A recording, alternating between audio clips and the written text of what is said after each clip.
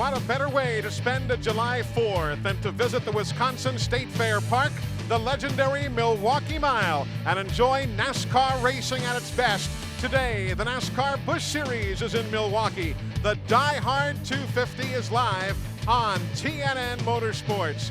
Hi everybody, I'm Eli Gold. Hope you're having a happy and very safe July 4th weekend. It is unseasonably warm here. Temperatures well over 90 degrees. The heat index exceeding 110. It's about as unlike a Wisconsin day as you'd expect to find. Let's bring you up to speed on the news of this weekend, and I wish it could all be good, but life isn't that way, nor unfortunately is this weekend. Driver Jeff Krogue, the Idaho native, involved in an accident here yesterday. He was unconscious when he was taken from his race car and remains at this moment in a coma in a hospital here in Milwaukee. The good news is his vital signs are getting stronger and stronger by the hour. We talked with John Darby just a few moments ago. He is the NASCAR Busch Series director. He said what Jeff has going for him right now is his youth and his overall good health, and everybody is hopeful of a complete recovery for Jeff Krogue, but he does regretfully remain in a coma at this very moment. And I know that you folks at home, along with all of us here in Milwaukee, share that same thought for a complete, full, and speedy recovery, and that Jeff Krogue will remain in our prayers while he is hospitalized here in Wisconsin.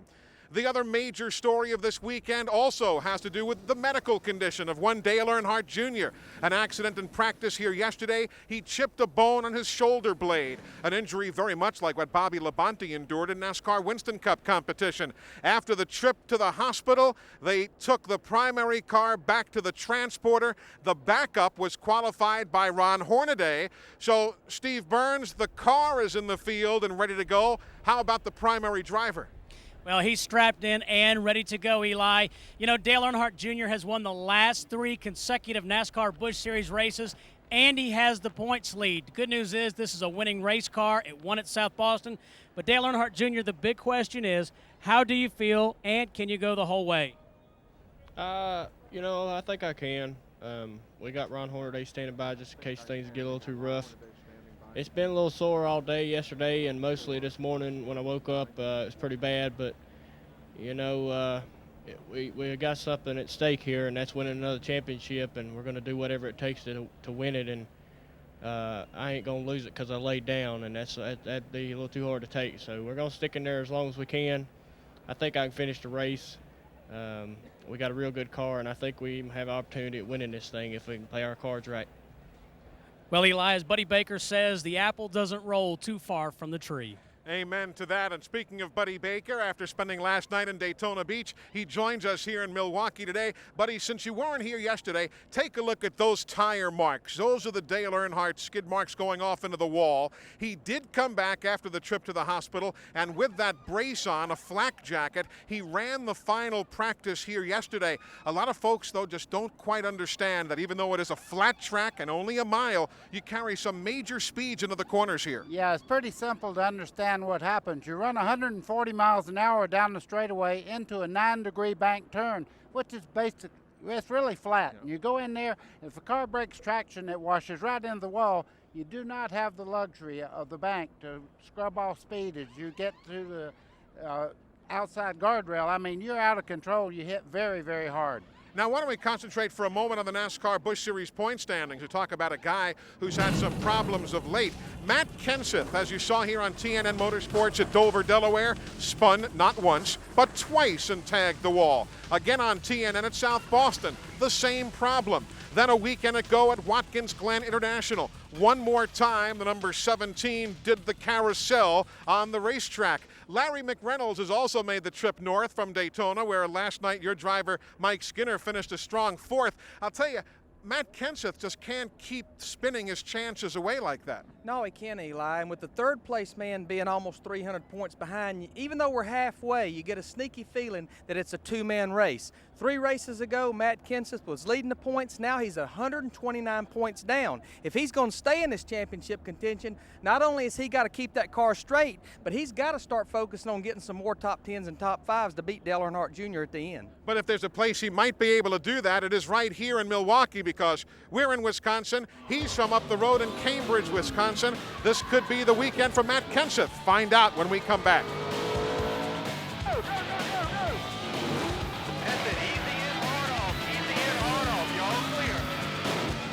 Down good, buddy. Keep digging. TNN Motorsports live coverage of the DieHard 250 is being brought to you by the more than 2,500 AutoZone stores across America. AutoZone, the best parts in auto parts. There you see the field as they sit on the main straightaway. The engines have just been fired upon the command of Brett Favre, who is the Grand Marshal here today, the great Green Bay Packers quarterback. And we are set to go racing here. The man who leads them from the pole, that Castrol GTX car, number 27, that is Casey Atwood. Glenn Jarrett, every week he's doing something to impress us. Absolutely, Eli. If you've ever heard the term rising young star used to describe a promising young athlete, then Casey Atwood is the walking, talking, living, breathing epitome of that terminology. The 18-year-old youngster from Nashville, Tennessee grabbed his 3rd career Busch pole in only 45 career starts. He has been fast all weekend. He unloaded fast. He has stayed fast. Now, he only has a second-place finish, I say only, but that's his best career finish up till now. They think that they have the race car right now to give Casey Atwood his first ever career Busch win this weekend at Milwaukee, and I'm not doubting him. He continues to improve and to amaze us each and every week. Before I throw it back to Eli, I want to tell you one more thing. We got a thermometer down here. The on-track temperature right now is well up into the mid-120s. It's hot. I believe it's so. A warm day. Now the AutoZone race analysis brought to you by the more than 2,500 AutoZone stores across America. AutoZone, the best parts in auto parts. And look at that, 8 different winners in 8 Milwaukee Busch Series races. It's always unpredictable here. And which of 42 starters will it be here today? Why don't we check out the starting grid for you and today's DieHard 250. First pole of the year, 3rd career pole for Casey Atwood. 2nd place finish in 98, Elton Sawyer. Todd Bodine's finished 11th here over the years. And Mike Bliss is going Busch Series racing again, Larry McReynolds. That was the car that had been campaigned earlier in the year, but it's set aside for a while, and the family made a change when Lyndon Amick got out of the machine. Yeah, you know, sometimes even though it's family oriented, you know, you've got to say what's best for this race team, what's best for this business. We've got to find out what our equipment can do. We've got sponsors and people to answer to, so maybe we need to see what really can get this thing on track. Northern driver Ted Christopher is here. Buckshot Jones' car is going to go to the back of the field because he was in Daytona yesterday. So when it was qualified by one driver, raced by another, they have to go to the back of the field. Same thing for Kenny Wallace. He'll go to the back of the field. Dale Earnhardt Jr. is going to start from the back of the field in the backup car. And also the number 36 of Tim Fedewa. You see him there in row 19. He will start from the back of the field. An unapproved engine change has been made. We have car 56, Jeff Krogue, in there out of deference to his qualifying effort of yesterday. Krogue, the gentleman we spoke of earlier, who is hospitalized here in Milwaukee, and obviously that team will not start, but we want to leave Jeff up there as he is truly part of the starting lineup for today's DieHard 250. Who's going to be giving us rides around this racetrack? Well, Jimmy Johnson is going to be. You may not know Jimmy. It's only his 4th Busch Series race ever, but he's a standout of the American Speed Association. Dave Blaney will be giving us the lift around on the Amoco machine. Scott Hansen is in the car that normally is driven by Andy Kirby. But when Hansen qualified it yesterday, NASCAR says you start the race car. Randy LaJoie, slow yesterday, all day, until final practice. Then he was quickest of the afternoon. Shane Hall gives us a lift in car number 43. And from the back of the field, Kenny Wallace, the Again, having to start back there when his brother Mike Wallace qualified the car while Kenny was down in Daytona. Mike Wallace was here yesterday to run the NASCAR Craftsman Truck Series event. There you see the non-qualifiers. Dennis Setzer tried to qualify a car for Dale Jarrett, but that didn't work out, and those are your non-qualifiers here as the field gets set to go racing. 250 laps, 250 miles around the Milwaukee Mile on July 4th. Glad you're with us.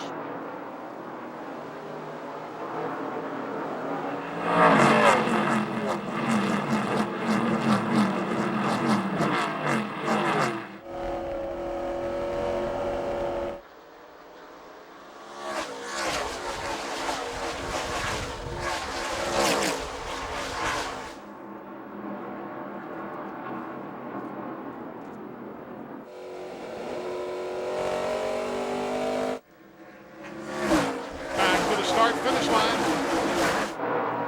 Casey Atwood by 4 car lengths leads lap number 1. Third race that he has led here in 1999. Led 3 laps at Atlanta and 3 laps at Richmond. Boy, a car that's really on the go right now is in 4th place. Mike Bliss is making a charge. As you see Matt Kenseth in the 17 there under Jeff Green down in turn 3. They work now off the corner. Still there. Eavesdropping on Kenseth's radio. Still there.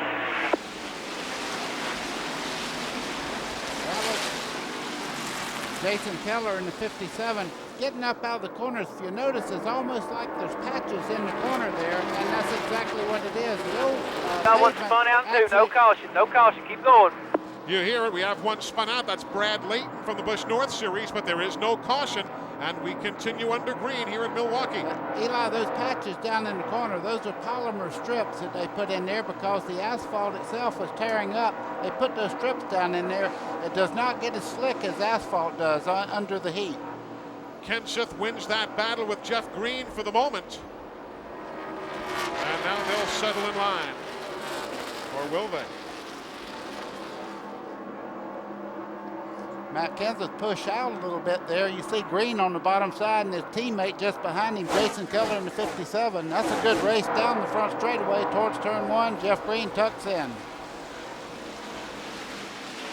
Notice these are long sweeping corners. They go in on the bottom, let the cars drift up just a little bit and back to the bottom on the exit of the corner. You got to make these race cars. It's real important here, and you'll hear them as the day goes on. The cars won't turn. They're pushing. The front ends won't cut. The car that can go through the center of the corner and get back to that throttle, they'll be the ones that'll be at the front at the end of the day. Glenn Allen Jr. in the 38. Eli's looking right over the back end there. He was thinking about making a pass, but I think right now they're letting the air pressures get up in the tires, get all the handling characteristics proper, and then you'll see the guys with the good chassis move up front. Glenn Allen Jr. there in the 38 car. Had some very good runs here over the years. In 1996, if you were with us, he went from 30th to 2nd, but later was eliminated in an accident. Then in 97, he ran as high as 5th before finishing 16th. Some guys just like the finesse style on a flat track like this. You said a mouthful, and that's what you have to have is finesse. You don't just jump back in the throttle. As flat as it is, if you jump back in the throttle, it kicks one end or the other out. So you really have to ease back in the throttle almost like you have eggs under your feet. Well, that battle for 5th place is ongoing, and it now is won by Jeff Green. So he takes the spot while Casey Atwood leads Todd Bodine by 0.7 of a second. Just underway, 6 laps into the DieHard 250. That is Casey Atwood by 1 9/10 seconds, leading the DieHard 250 here in Milwaukee, Wisconsin. Eli Gold, Larry McReynolds, Buddy Baker, Glenn Jarrett, Steve Burns on hand with you here at the Milwaukee Mile. All right, where's Dale Earnhardt Jr.? Started back at the field's tail end. He's now up to 26th spot. And he is cutting right through there in a backup car that really had little time before they had to qualify it yesterday, but he did run the final practice. Yeah, and you know, they hadn't they have notes from last year. This car was so dominant last year, I'm sure they put the same setup right back under this backup car, and they were pretty well dialed in. Oh, I guarantee you, he didn't win last year. He spanked them hard here. And you got to believe, again, when you got this caliber of team, even though it was a backup car, you got to believe it was just as good as what they had out as a primary car. And you're right, they led 208 of the 250 laps here a year ago, so you're right, spanking is a good adjective to use. Yep.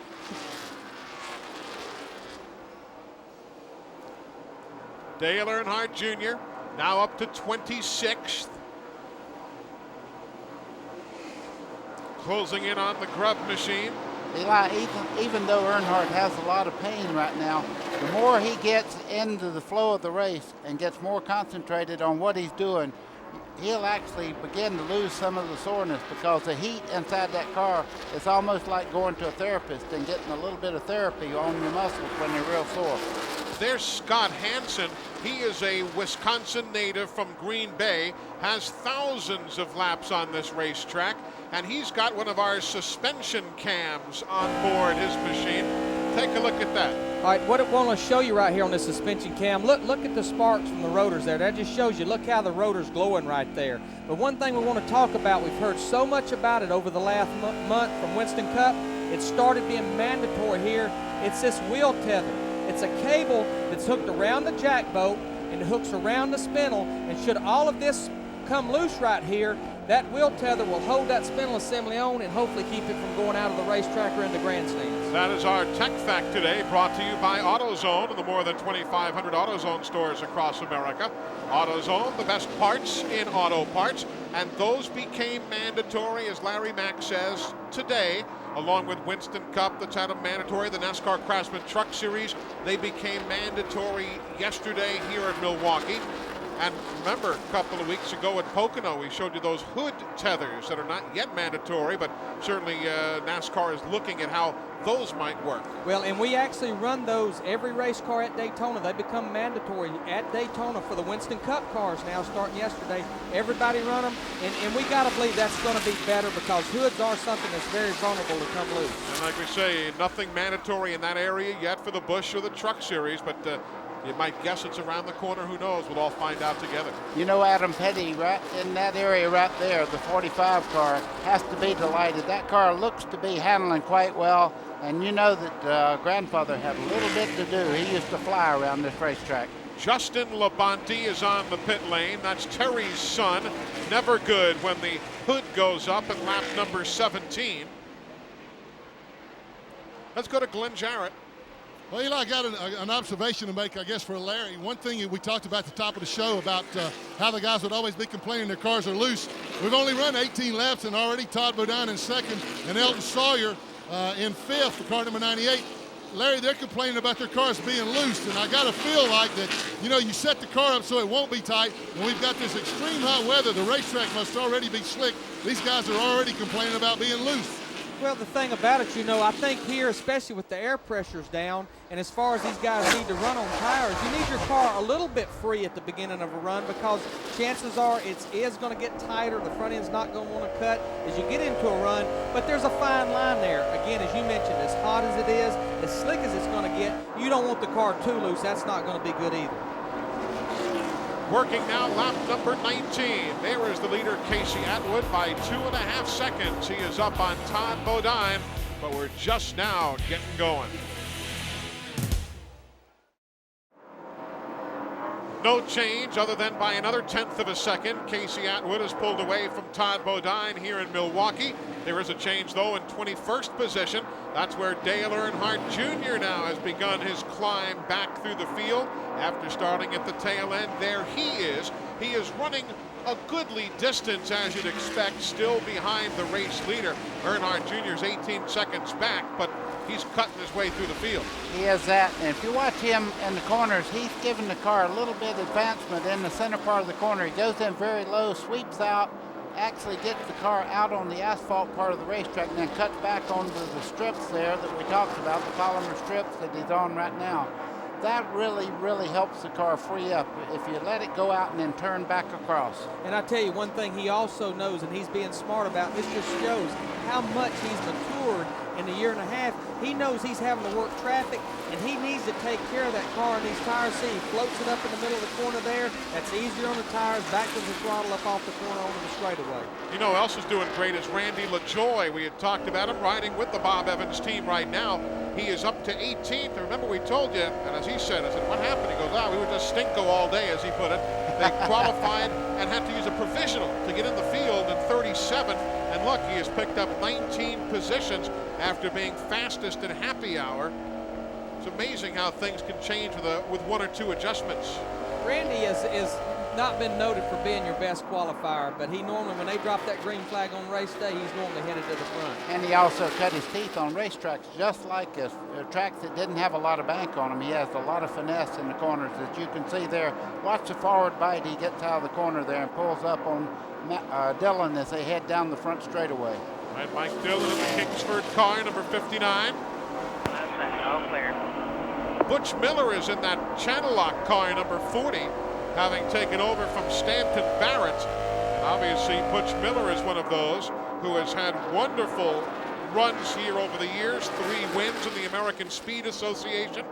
Hasn't done all that well in the trucks in the NASCAR Craftsman Truck Series when he came here, but he has run awfully well here in stock cars. And he also raced a few races for Travis Carter in Winston Cup, so he has a lot of finesse as far as driving race cars. Sometimes maybe didn't have the best ride and got shuffled back to a division, but very talented race car driver. Up to 17th now in that number 40 machine.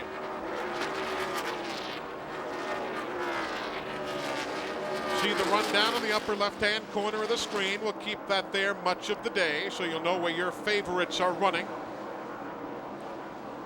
Matt Kenseth, meanwhile, another of the Wisconsin brigade.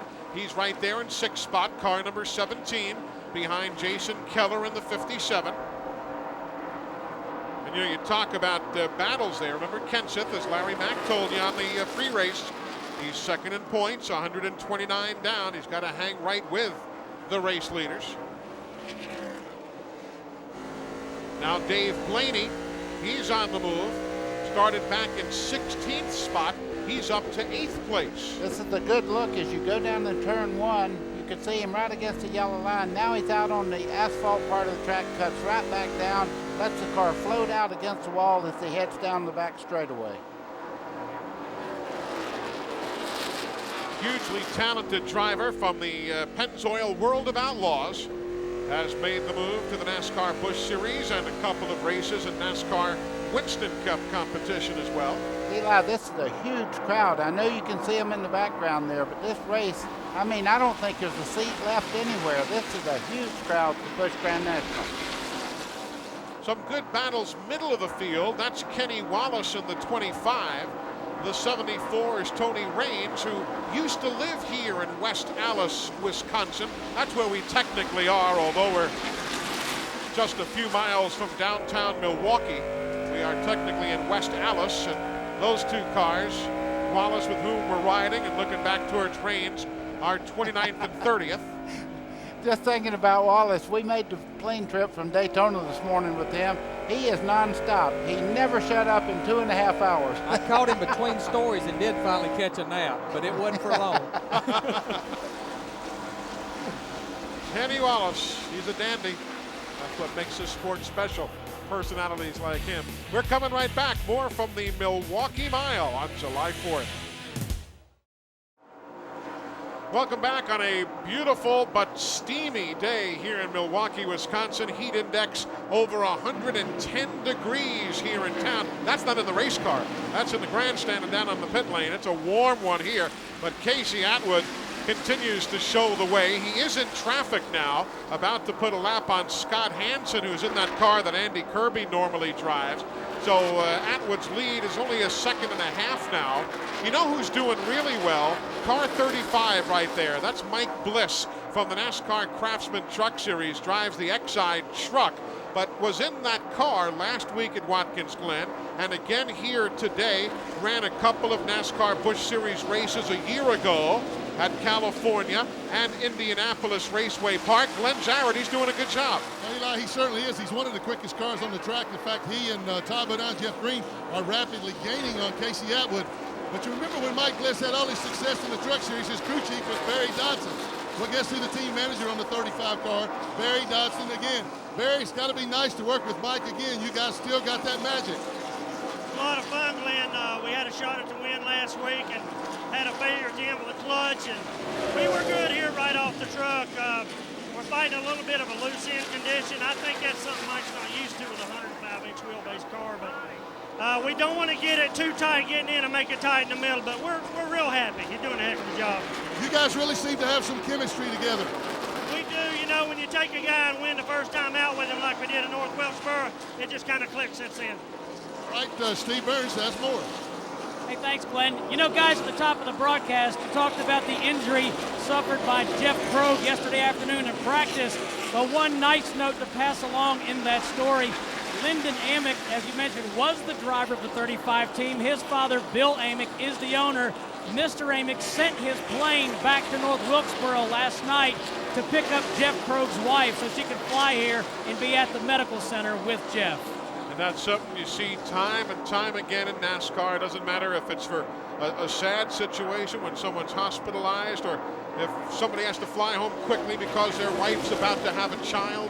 Somebody's going to say, here are the keys to my jet, have at it. Yeah, it don't matter if it's Winston Cup, Busch, or trucks.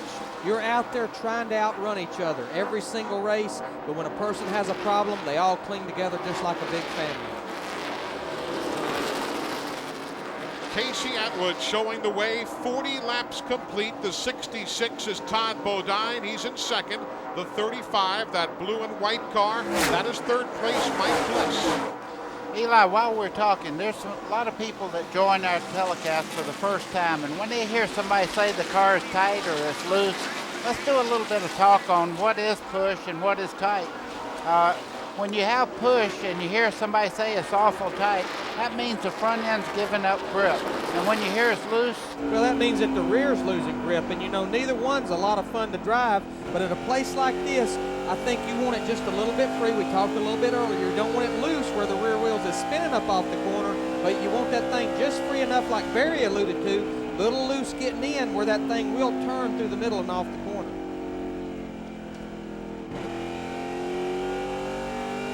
Back up, they pick it off the corner. Is it tougher to set up a car for a flat track like this? Well, I think it is because, again, you're trying to reach that compromise. And with these 9-to-1 engines, if you're pushing in the middle of the corner, up off the corner, that means the driver can't get back to the throttle. And when you're here at a mile racetrack, the straightaway's this long, it'll make it look like the engine's not running. So it is a big compromise to where you can get that thing turning through the middle of the corner and get them back to the throttle. Jimmy Johnson is running well. You may not know the name, but the American Speed Association driver right behind Dick Trickle. Trickle's in the 5. Johnson is in that white number 92. That is 10th and 11th right now as we ride with Jimmy Johnson. let's take a look at a little telemetry here. 140 miles an hour, just like I said, down into a flat corner, down to about 53, 52. And now he starts to accelerate. Watch the RPMs on the right there. Going up 68, 7,000, 75, 7,800, 79 just before going into turn one. Get it wound out pretty well. Let's see what he runs in miles an hour down the back straightaway now. That's 124. 137, 144, 144, he topped right out. At 144. And you see the little red light there in the middle is, even though you are racing, and people say, well, now, wait a minute, you don't use brakes when you race. You're trying to use the throttle and go as fast as you can. Very important as you go off in the corner, see the brake light comes on, a little bit of brake, rolling through the center of the corner, off the brake pedal. And a lot of times, if a car is not turning at a flat racetrack like this, the driver will have to use a little more brake to make it go ahead and turn, make the front end cut.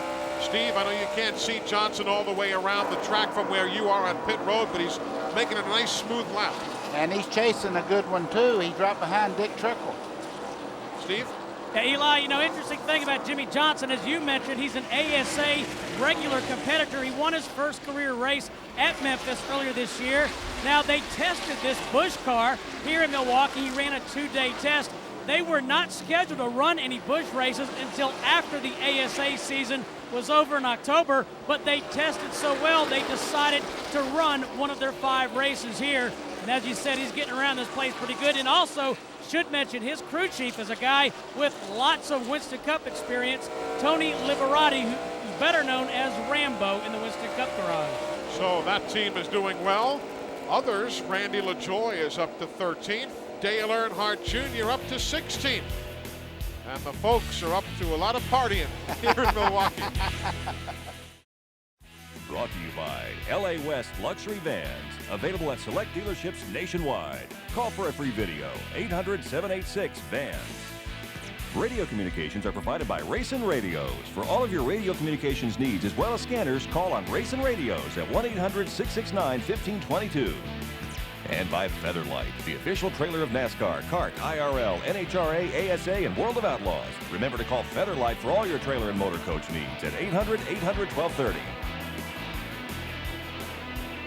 Welcome back, everybody, to warm Milwaukee, Wisconsin. So hot that NASCAR has just told the crews you can take an extra guy over the wall on pit stops. Usually it's to take care of the windshield and make sure it's cleaned off and all nicely. They said let that guy give your driver as much water and ice as they need. It's that kind of a steamy day here at the Milwaukee Mile. The lead, Casey Atwood. You see the interval right there. That is 0.6 of a second from the car on the left, Atwood, back to Todd Bodine. Then it's 2 seconds back to Jeff Green from Atwood to the 3rd place runner. There's Todd, the 66th, and the lap car of Jeff Fuller. Then you come back around to another lap car, the 37, then the 32 of Jeff Green.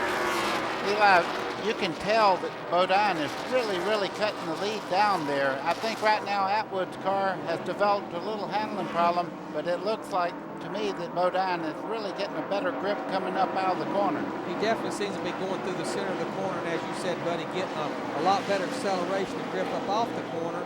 We're about 52 laps into this event, about halfway through a pit stop. It's here where these guys are really going to need to give their crew chiefs, hey, we're halfway through this run. They run about 100 laps on fuel and tires. This is what my race car is doing now. You know, the guy in second, though, you talk about Todd Bodine running well. He's never had a top 10 here at the Milwaukee Mile. A couple of times he's finished 11th. He finished 31st once. And now they're going to start dealing with traffic here, too. This is going to be a chance for Todd to really close in. If Atwood can't cleanly get around some of the others, he goes around Dillon. He's got to deal with Adam Petty now. We'll see if experience comes in, because Casey Atwood does not have the experience of Bodine as far as getting through lap traffic, but he is a very aggressive young driver, so he'll take her on in there. You can bet on that. But you know what? If I'm Casey Atwood's crew chief, I'm telling him, hey, we got a good race car. We've only got a 5th of this race under our belt. You be smooth and be easy. Work that lap traffic nice and easy.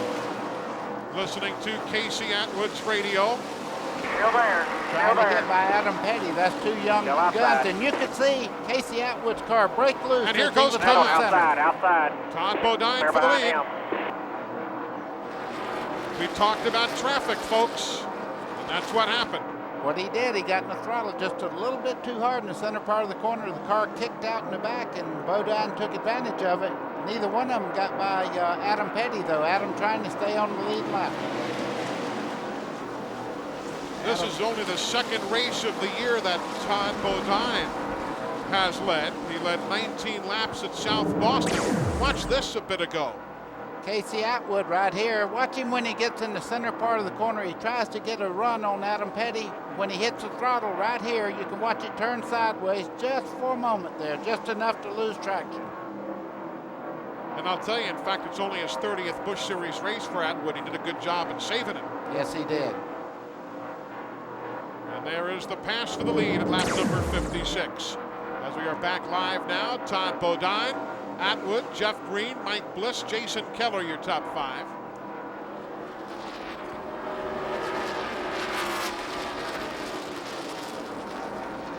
Just led those few laps at South Boston. Even so, Todd is 5th in points. Now, granted, he's 398 back, but he's been terribly consistent. You just said he never really had that great of luck here, but he did wreck on the last lap coming down for the checkered flag one time, decided to make a move on the inside and got into a lap traffic car and spun himself out. That's how close he came to victory here. So at lap number 58, we continue under green. Todd Bodine is the second leader of the DieHard 250. Welcome back to Milwaukee, and a quick reminder, folks, you can experience right now country.com, your personal source for all things country, including all the latest goings-on here at the Milwaukee Mile. From race cars to country stars, connect to country.com. Or if you prefer, as many of us did last night while watching the Pepsi 400, we also logged on to NASCAR Online, got all the up-to-the-moment scoring as it unfolded. Anything you want to know from the world of NASCAR during the race, during the week, anytime. NASCAR Online at NASCAR.com, your 24-hour NASCAR Garage Pass. There is the number 38 machine, Glenn Allen Jr., running in 8th place as he makes his way around the 99 of Matt Hutter. Steve Burns, I was just looking down there, and they're kind of all waving at Glenn Allen as he goes by. What's going on there? Well, Eli, that's because his radio has gone out now. They reverted back to the communication I think Buddy Baker used when he was driving race cars. They've made a sign, pit 38, and that's how he's going to find out, hopefully find out how to get down here. Thank you, Steve. Well, he could have gone back to the old smoke signals deal. Well, I was going to say, I thought they used a chisel and a rock. The bell system. We are at lap number 66. If you're a fan of Brad Leighton and that bunch, they have made 2 unscheduled pit stops, lap 58 and moments again. They're in again now, you see. So problems on that Bayer Alka-Seltzer machine. Brad Leighton from the NASCAR Busch North Series with a couple of unscheduled pit stops. Hey, buddy, by the way, how's your dad doing? You told us a few weeks ago he had pneumonia or something. Yeah, I just want everybody to know he is totally recovered. He's back on 8 cylinders, and he's back at the driving school. He said, please tell everybody that I'm doing okay. I'm fine. Good. Glad to hear that. Todd Bodine, Casey Atwood, the top 2 right there. You'll see the Napa rundown in the upper left-hand corner of your screen. The Napa field summary. You'll know exactly who's running where at Napa. We keep America running. 67 laps complete. Caution free. You know, Casey Atwood's doing a very smart thing right now. He's just following in the tire tracks of Bodine around this racetrack, saving his race car. He has a great car now, and I think he's really kind of running easier going in the corner, and he may be coming back just a little bit. The car seems to be working much better now. He's not overdriving it in the corner like he was when he was leading. And he's still able to run right around the bottom where Todd lets his car drift up just a little bit. This car definitely ain't going away. There you see him pulling right up on the rear bumper of Todd Bodine, the 66 cars is off of the 1 and 2. Dale Earnhardt Jr., by the way, up to 13th. There he is in the AC Delco Chevrolet. I'm telling you, he's mowing these guys down. These are great race cars right now, and trying to go out there injured as he is right now and doing the job. That's Dick Trickle, a guy that can win on this racetrack any old time. He's catching him every lap, just past Mike McLaughlin. He is mowing these guys down. If he continues like this, he'll be up front before very long at all. Steve, any word on how Dale is feeling behind the wheel? Well, Eli, let's find out. Tony Uri Sr., the crew chief, is here. Tony, Dale looked like he was in pain when he got into the race car, but he's moving up. How does he feel? Well, he said it bothers him more getting in and getting out of the car than it does when it's in there. We got him padded up good. We got shell packs packed all around him, so the injury itself not bothering him while he's driving the car. He's doing pretty good right now. The car driving excellent. Trying to work our way up through there. We had to start in the back. It'll be a long day to get up there. So the word from Tony Uri as Dale Earnhardt Jr. closes in on Dick Trickle in 12th place right now. I've been keeping the clocks on him, not so much as to how fast he's running, but keeping the intervals between him and the leader. You know, we haven't had any cautions to bunch these guys back up. It's roughly around 31 seconds around this racetrack. He's about 10 seconds in front of the leader. He's about 2/3 of a lap down. or a third of the lap in front of the leader, and he's pretty much been keeping pace, but he's having to deal with cars. You've seen over the last few laps, he's slowed down 2 or 3 tenths and he's caught big trickle. And the other thing I'm noticing on the 3 car, when he gets directly behind somebody, there seems to be a draft that makes the car lose a little bit of front downforce. You see him pushing out towards the wall right there as he comes off the corner. I don't think that the car itself will turn getting up off the corner as he's behind a car that's running pretty close to the same speed he is. And a lot of times that's what will happen at a racetrack that carries these kind of speeds. Your front end will be planted, but then all of a sudden when you catch somebody, it takes the air off the nose and you lose your front downforce, the car won't turn. But meanwhile, here come the lead automobiles now, not all that far behind. And it's quite a battle between that man, Todd Bodine, who took the lead at lap 56, and Casey Atwood, who led the first 55 laps. TNN Motorsports live coverage of the DieHard 250 from Milwaukee is being brought to you by Napa Auto Parts. Napa, we keep America running. Hey folks, be sure to catch the NASCAR Rocks concert tour this summer. And here are just a few of the dates and locations where you can catch this unprecedented 30-city music tour and festival featuring the Allman Brothers Band as they celebrate their 30th anniversary. Be sure to stay tuned to TNN for more information as NASCAR Rocks America. We are live with you here at the Milwaukee Mile, and there is the man who started on the outside of the front row, Elton Sawyer. He had been lapped already by lap 75, and Glenn, he's decided what the heck, might as well come in. Yeah, Eli, once he lost that lap, the car had been so loose he just simply could not drive down in the turns, and so you see him making a major adjustment on the car right then, putting fuel in the car and changing all 4 tires. But once they went a lap down, they decided to throw caution to the wind, come on in, try to fix that car. Maybe when the other cars come in and have to make a green flag pit stop, maybe they can catch a caution or something, but he was losing so much ground, he just had to tighten it up. And there you see some good battles coming in right behind. The 93 is Dave Blaney. 38, you saw Glenn Allen Jr. 17, that yellow car left of the screen, that is Matt Kenseth. So he and Blaney will be battling for position there, 6th and 7th. Randy LaJoie right there in the red car. Right, that number 1 machine. 74. Reigns, he's back in 30th spot, a lap down. Riding now with Randy. That looks like it's a great battle, but it costs these guys to run side by side like that. Randy LaJoie right now is just sitting there having to bide his time, hoping they'll sort this out and get single file pretty quick, because 2 cars running around the racetrack, neither one of them can run the preferred line. As you see, almost contact there from Allen as he starts off the corner. Now LaJoie is chasing the 38. The 38 has the spot just ahead of the 1. That black 74 is a lap down. You see them going by Elton Sawyer as he came off the pit lane. He slowed very, very slow down the back straightaway, Sawyer has. It looks like the day may be over for him. There he is in his Ford Taurus. Definitely has a problem because he had run, I think, 1, maybe 2 laps after that pit stop, and so he's definitely in trouble. But I think he will make it to the pits, I think. Glenn, what are they telling you? Trouble on the back straightaway. As cars spin, that's the 77 of Ed Berrier bringing out the caution. He is able to continue running in 23rd spot, but we are under yellow. Lap number 84, Ed Berrier spun off the number 2 corner. Glenn, I was about to come to you to ask what the problem is with Sawyer. What are they telling you?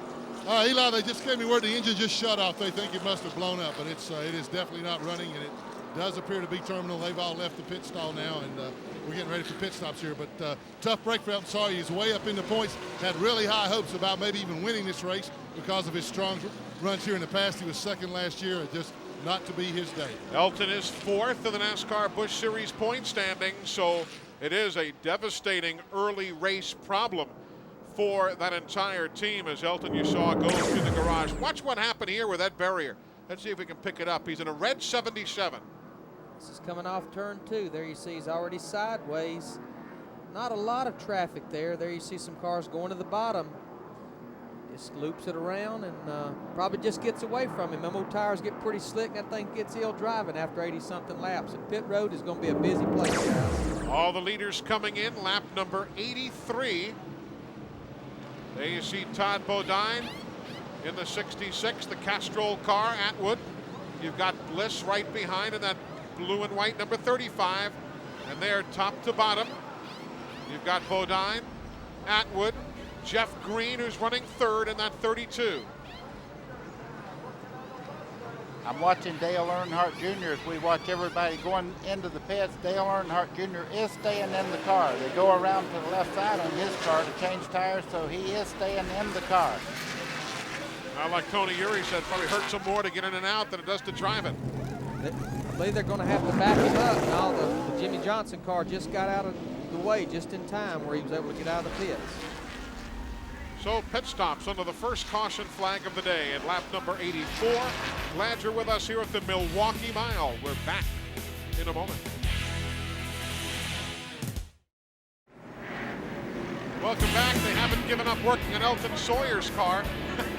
Look at that one. That's a 2-ticket ride here at the Wisconsin State Fair Park. Pay your tickets, gets your ride on the race car. He has the air cleaner off and everything, looking down in the carburetor itself, so something must be in the fuel system somewhere. That's something, though. I mean, they were working while they were pushing the car towards the team transporter. Field is going to get the 1-to-go signal when they get back to the stripe as the work continues on the Elton Sawyer machine. That's the carburetor we're talking about right there as they're starting to take it off, and as a matter of fact, they're looking down in the fuel lines themselves. Hey, he looks like he's fixing to take the distributor cap off now. You know, and something like that could have happened. They could have broke a rotor button or something. But a lot of times, if he takes that distributor cap off and that rotor button's not turning, that's normally a sign you broke a camshaft. So the work continues while we update you on the doings on the pit lane elsewhere. Glenn? Oh, go. Well, guys, Todd Bodine, the leader of the race, came in. He had a 4-tire stop, put in fuel. They had a great stop. They also added around a bite to the car. They loosened it up a little bit this morning. It was too loose, so they added around a bite out. He made a great stop, got out first, barely beating Casey Atwood. Casey also changed 4 tires of fuel. They made a track bar adjustment to try to tighten him up a little bit. Steve Burns? Thanks, Glenn. Dale Earnhardt Jr., his biggest problem on this pit stop was simply getting out of the pits. They made a slight air pressure adjustment to that number 3 Chevrolet. And also Dave Blaney is running 7th, and I talked to his crew, and Larry Mack, maybe you can appreciate this. They're kind of surprised, as well as they are running. By their own admission, they were horrible in happy hour yesterday. They made wholesale adjustments this morning to the car, and they're actually, as I said, pleasantly surprised they're running as well as they are. They made some major changes to the chassis package on that car of Dave Blaney. So Dave Blaney getting set on the restart, and for the record, after checking the video Green. at the exit to the pit lane, Casey Atwood does have the lead. So Casey Atwood did get the lead coming out of the pit lane. So Todd leads lap 56 through 85, and Casey Atwood reassumes the lead at lap 86. Adam Petty, the second car in that group right there, was trying to get a lap back, just didn't have quite the ponies down the back straightaway. If you're wondering where Jason Keller is because you saw him in 5th before the pit stops, they had a tough time on the pit lane. He's back in 13th now.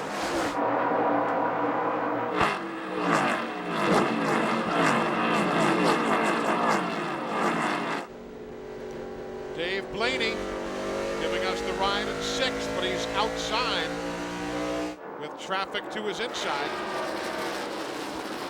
There goes Bodine under Adam Petty down in turn 3 there. The 66 car makes his way by. Looking back out the rear of the Jimmy Johnson machine to Dale Earnhardt Jr. What do you call Dale Jr.? Junebug. I'm not sure he's real happy with that nickname, though. But his dad gave him that nickname. Curious about Randy LaJoie. He gained 3 spots on pit road.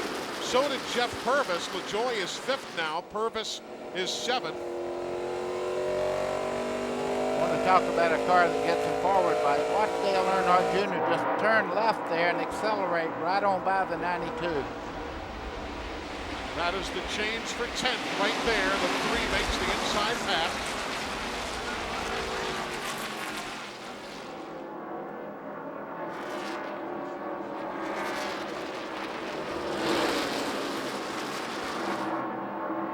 One car slowing a little bit. Andy Santerre. He'll be able to make it on around, but he's near the back of the field and slowing on the racetrack some through turns 3 and 4. Middle of the field, you see the 77 Ed Berrier. He's the fellow who spun before. He is a lap down and 25th in that red number 77.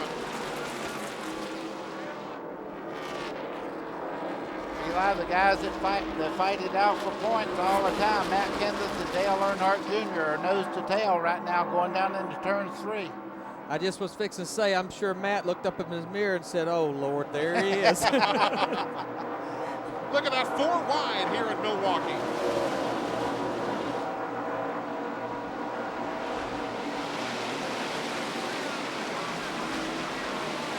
I'm noticing the cars, even though they're not down on the strips on the bottom part of the racetrack, they handle well enough. They can run the outside lane here. That's how they're able to pass cars that have the preferred line on the bottom.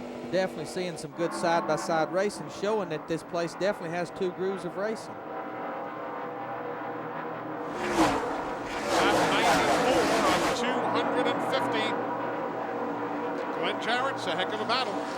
Oh, it is a great battle, Eli. We're back here monitoring Elton Sawyer. He's sitting in the car. They have changed the distributor. They have been shooting some ether into the engine now. Elton, awfully tough break. I know you had high hopes coming into today. The car qualified well, and we were way too loose when we started the race, and needed a caution there to adjust on it. But after we stopped there, I don't know. They're telling me now maybe we got water in the fuel or something. I don't know. It just cut off after we made our pit stop. I hate it for my guys. They worked hard, brand new race car. Everyone at Racing Coleman, I saw.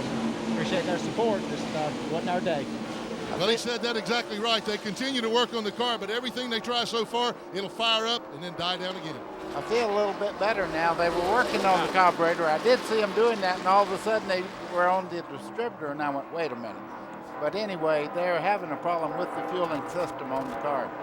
Watch this battle. Second place now is shaping up as a hot scramble, and give it to the 32 of Jeff Green, moving Todd Bodine in the 66 back to third. And right behind him, Mike Bliss is giving the 35 car one heck of a ride.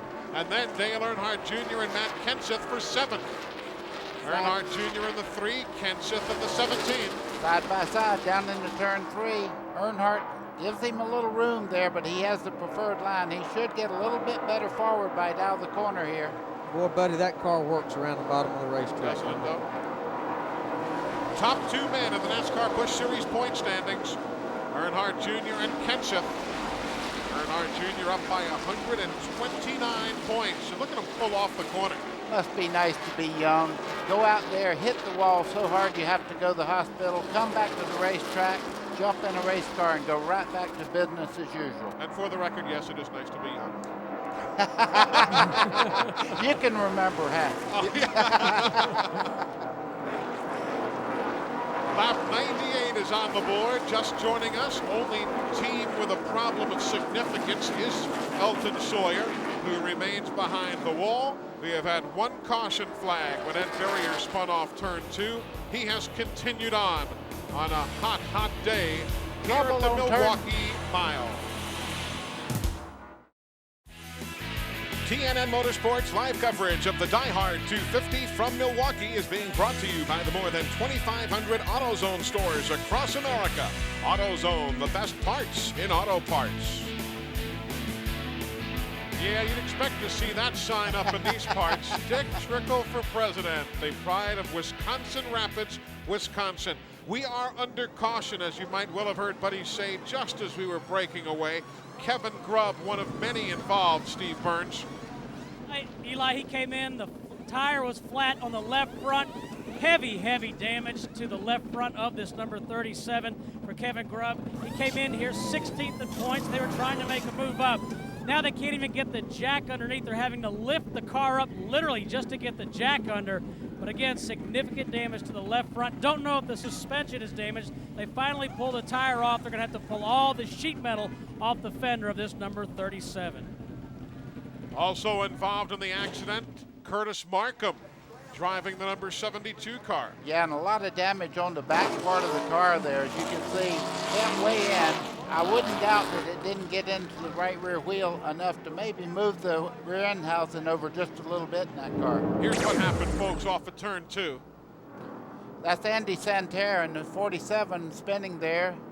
There you see the 09 of Mike Garvey. There you see the 37 car of Kevin Grubb there. Curtis Markham spinning down there. He hit the inside retaining wall. So it looked like it all started with Andy Santerre losing it off turn 2. Well, right in that area, there was a whole lot of cars together there. There was probably just a little bit of contact there. Is when you're passing and everybody starts racing off the corner like that, you're very loose there. If anybody touches you, that just sets off a chain reaction. So there you see Andy Santerre's machine. The leader, Glenn, though, is still Casey Atwood. Yeah, he is, Eli, but tell you what, they had a scare on that last caution right after they went back out after fueling and retiring the car. Casey called in and said he reported a little bit of a miss. The car was sputtering. His crew chief, Kip McCord, told him to change the ignition boxes, and he changed the ignition boxes. They also told him to turn off all his fans. Now, I'm talking about the cooling fans, not his fans at home or the fans in the stands or anything like that. And I only have 2 fans. That's my mom and dad. I keep them turned off all the time anyway. But anyway, they say the car is okay right now, but it gave them a little bit of a scare because the car has run so well so far, they don't want anything to go wrong. Of course, it's convenient, though, for those fan club meetings. All you got to do is rent the nearest phone booth. We're at lap 103. That fan is doing its job. We're coming right back. Getting set to go back to green. The DieHard 250. Still there. Still inside. Still there. We're live at the Milwaukee Mile. Casey Atwood leads Jeff Green, Todd Bodine. Still there. Mike Bliss and Randy LaJoie. Still inside. Still there.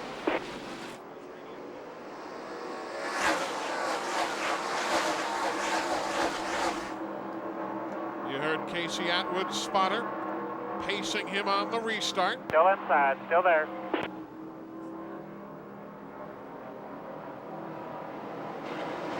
Still there. There you go. Still there. 32 green. Trying to make a move if he can. They get around Kenny Wallace. Mike Bliss right now holding off 66 there. Bodine is there having a whale of a battle back in the pack here. Hey guys, we was watching it. Not on the lead lap. We was watching it before that caution back at lap 84.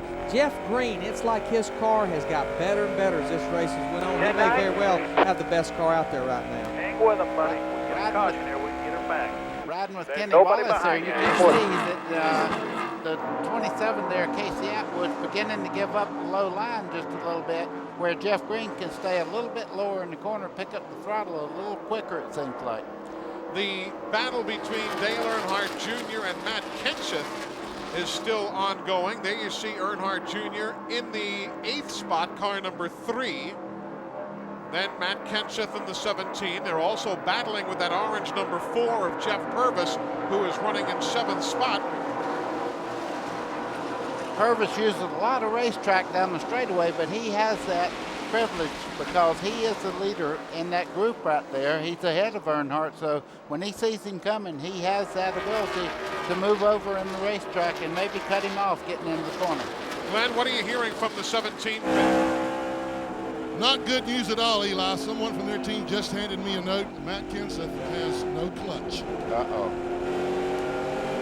Boy, that can be, what that's going to really hurt him is on restarts, you know, trying to go through the gears. And of course, if the clutch gets so hot, it could start slipping even up in 4th gear at speed. And it's not going to be real great when he comes in the pits. No, absolutely not.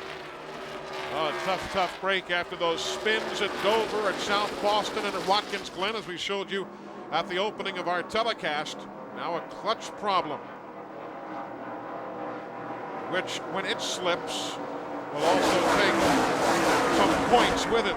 I don't think the slip is what you have to worry about. I think what you have to worry about is not being able to use the gears at all. Yeah.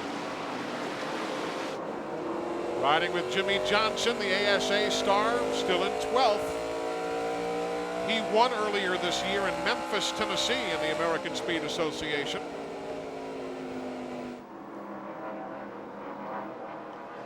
We're at lap 110. Brad Layton is in the garage area. The only team that is there. Elton Sawyer has returned 22 laps down. There's Shane Hall of the number 43 car. Christopher in the 13 just in front of him there. Right, they are running well in Christopher's case, 28th. But why doesn't Shane Hall take the role as our leader in the AutoZone Tech Fact today? Bringing you another Tech Fact presented by the more than 2,500 AutoZone stores across America. AutoZone, the best parts in auto parts. And what are we looking at that's so technical right there? I dare say that brake cable, huh? Well, what we're looking at here is this cable right here. What this car has, it has dual master cylinders. It has a master cylinder for the front wheels and one for the rear wheels. And this cable, it's attached to a knob that the driver can either dial more front brake in or more rear brake. Now, the most common thing that'll happen at a track like this, we heard drivers talking about it earlier, is their car will be loose getting in. Well, what you can do is turn this knob to give it a little more front brake, and that'll tighten the car up under braking. There you see, there's the brake pedal. Uses that brake getting down in the corner, feeds the throttle back, but he's still pumping that brake pedal to get it through the center of the corner, buddy. I'll talk about my part, this part right here, the foot. Watch him when he goes down in the corner. He'll ease into it. He's going down the straightaway. Now watch him, he'll ease back. Now watch him ease back in the throttle now. And now watch him back off a little bit, get a little bit of bite. See, and now he pumps it to go wide open. And the thing about it, this is just this cable of this brake adjuster. It's just something that you can't have very many cockpit adjustments by the driver, but this is one thing he can adjust as the race goes on. And that was another AutoZone Tech Fact for you as Shane Hall gives us the ride around, and Larry Mack and Buddy give us the instruction. Dale Earnhardt Jr., he's up to 7th now.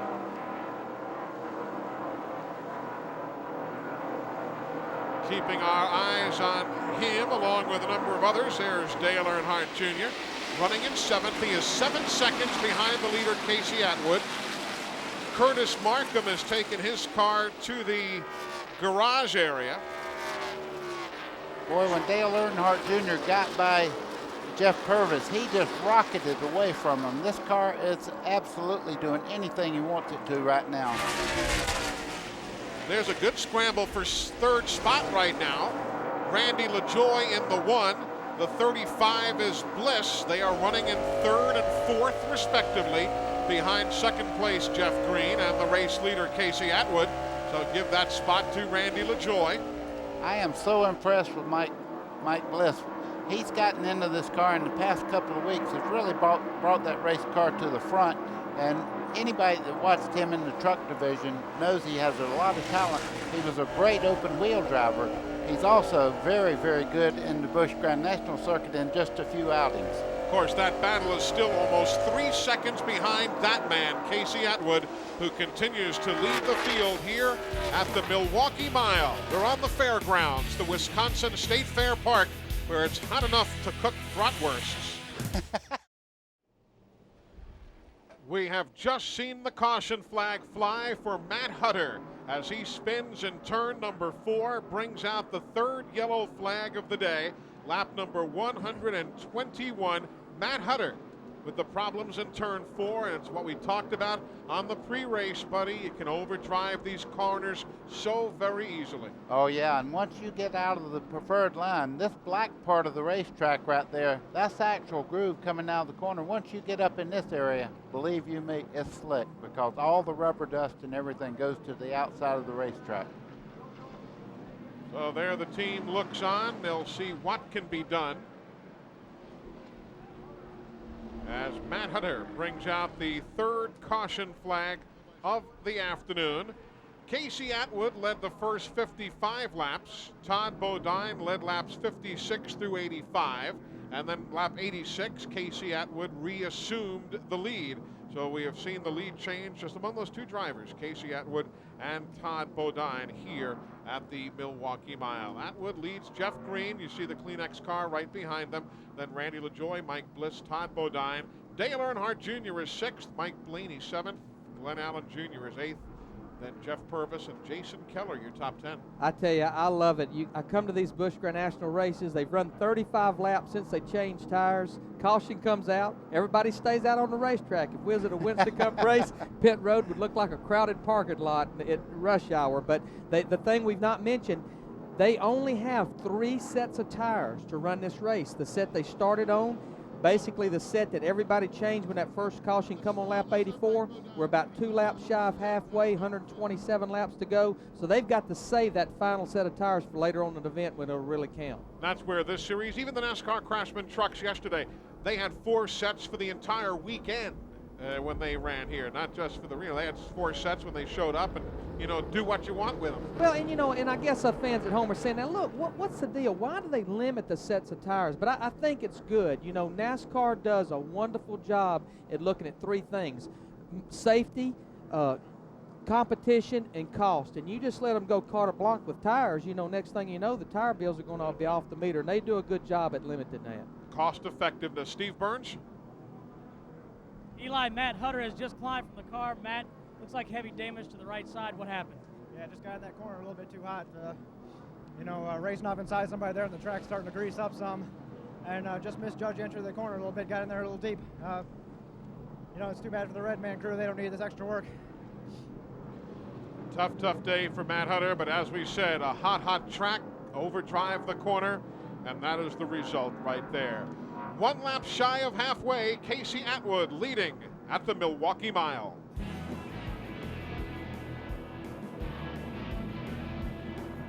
Brought to you by Smooth Busch Beer and Easy Drinkin' Busch Light. Busch, the official sponsor of the NASCAR Busch Series. 1/3 of the way into the restart here. Just on this lap, they got the green. 1 lap past halfway. Casey Atwood still shows the lead. Over Jeff Green, Randy LaJoie, Mike Bliss, and Bodine. Then you see Matt Kenseth in the 17, who, with that clutch problem in the DeWalt car, still got going fairly well.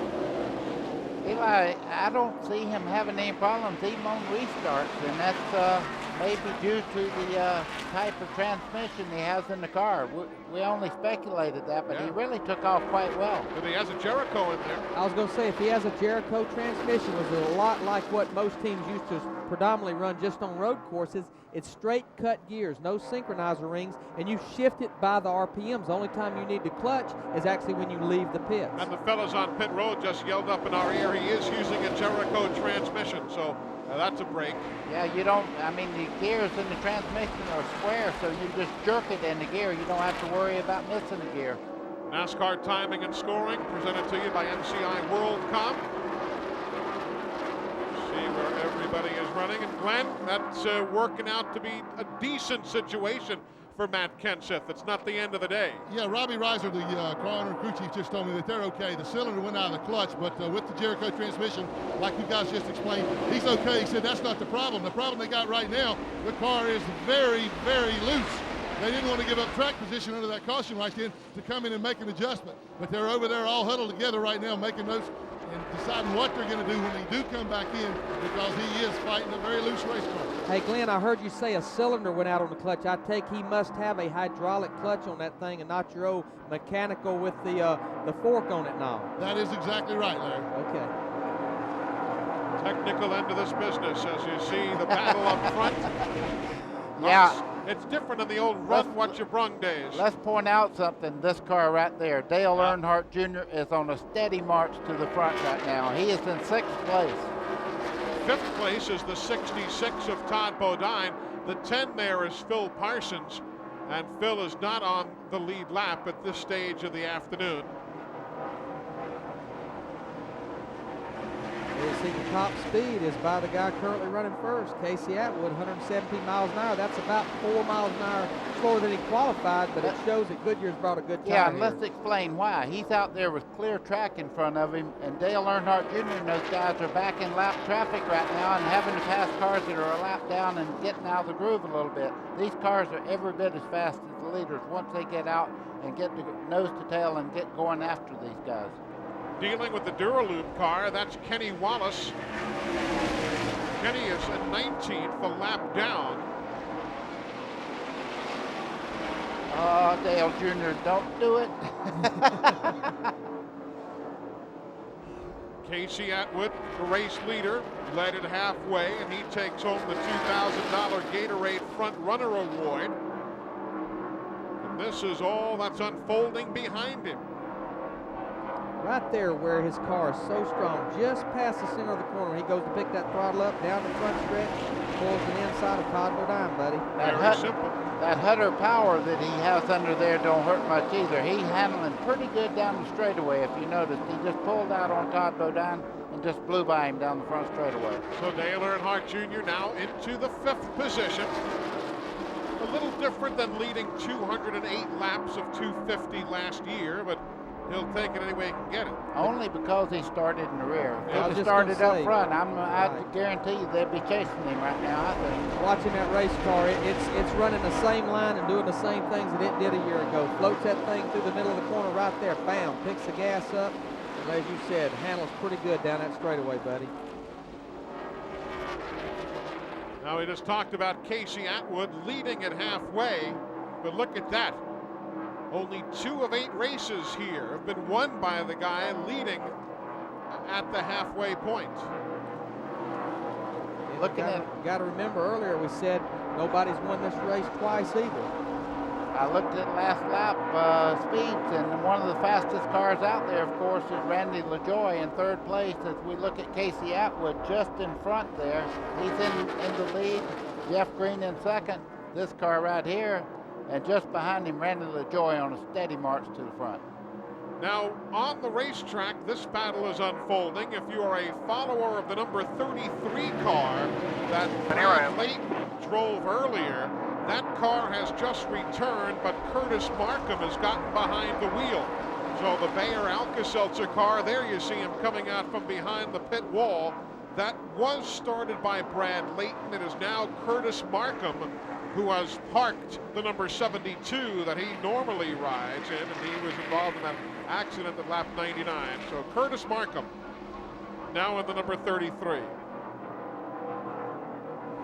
There you see Ted Christopher, the Busch North Series standout, in the Whelen car number 13, as he brings it to the attention of the crew on pit road. That's lap 137.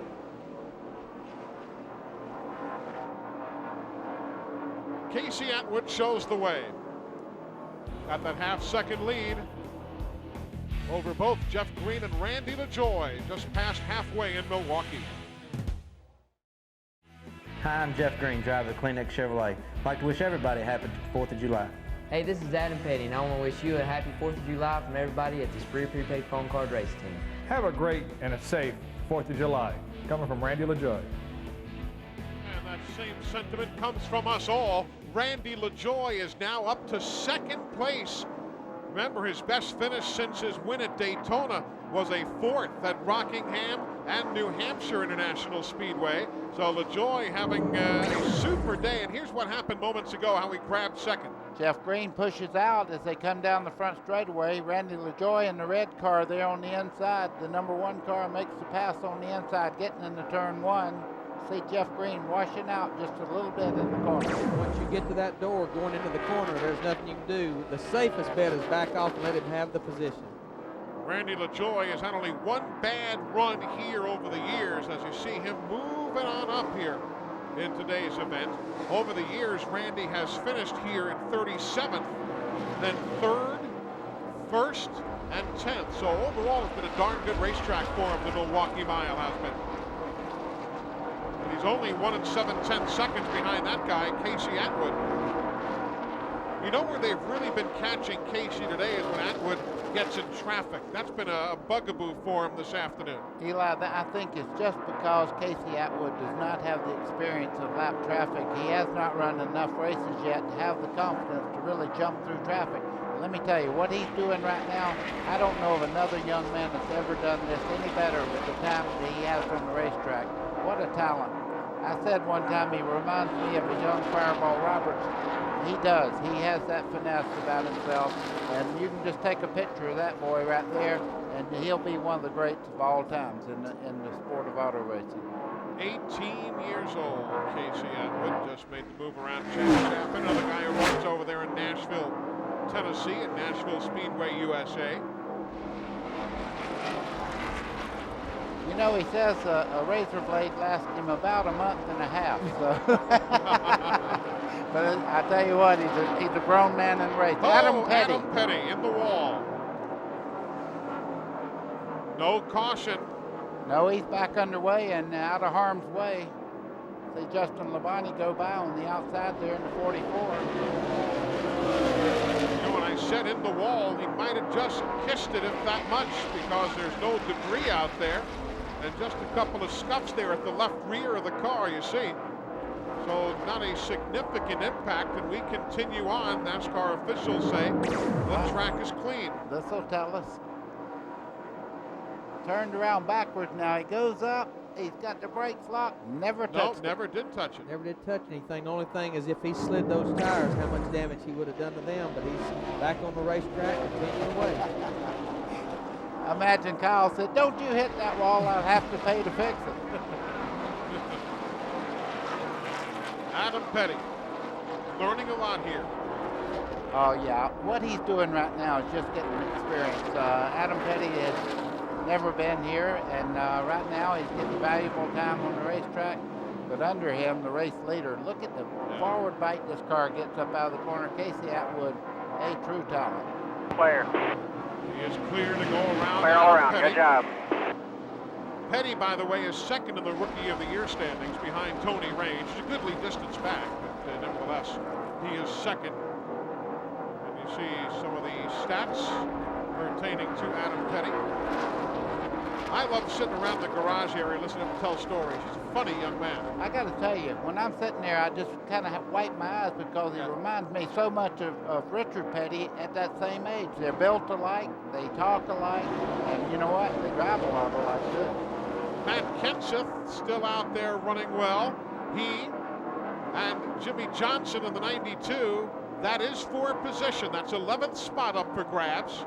The 43, Shane Hall, is not in that equation. He is right now 3 laps down in 34th. But Kenseth holding off Johnson in that white 97, or rather 92 car. You got to give a call to Jimmy Johnson. I mean, we're 100 laps from into this thing, 18 cars on the lead lap, and he's up here battling with Matt Kenseth for the 11th spot. So you got to give a good call. This guy's really running a smooth, smart race here today. And Johnson, as he said earlier, only his 4th NASCAR Busch Series race. He ran last year at Indianapolis Raceway Park. He ran at Gateway outside of St. Louis and then down in Homestead, Florida.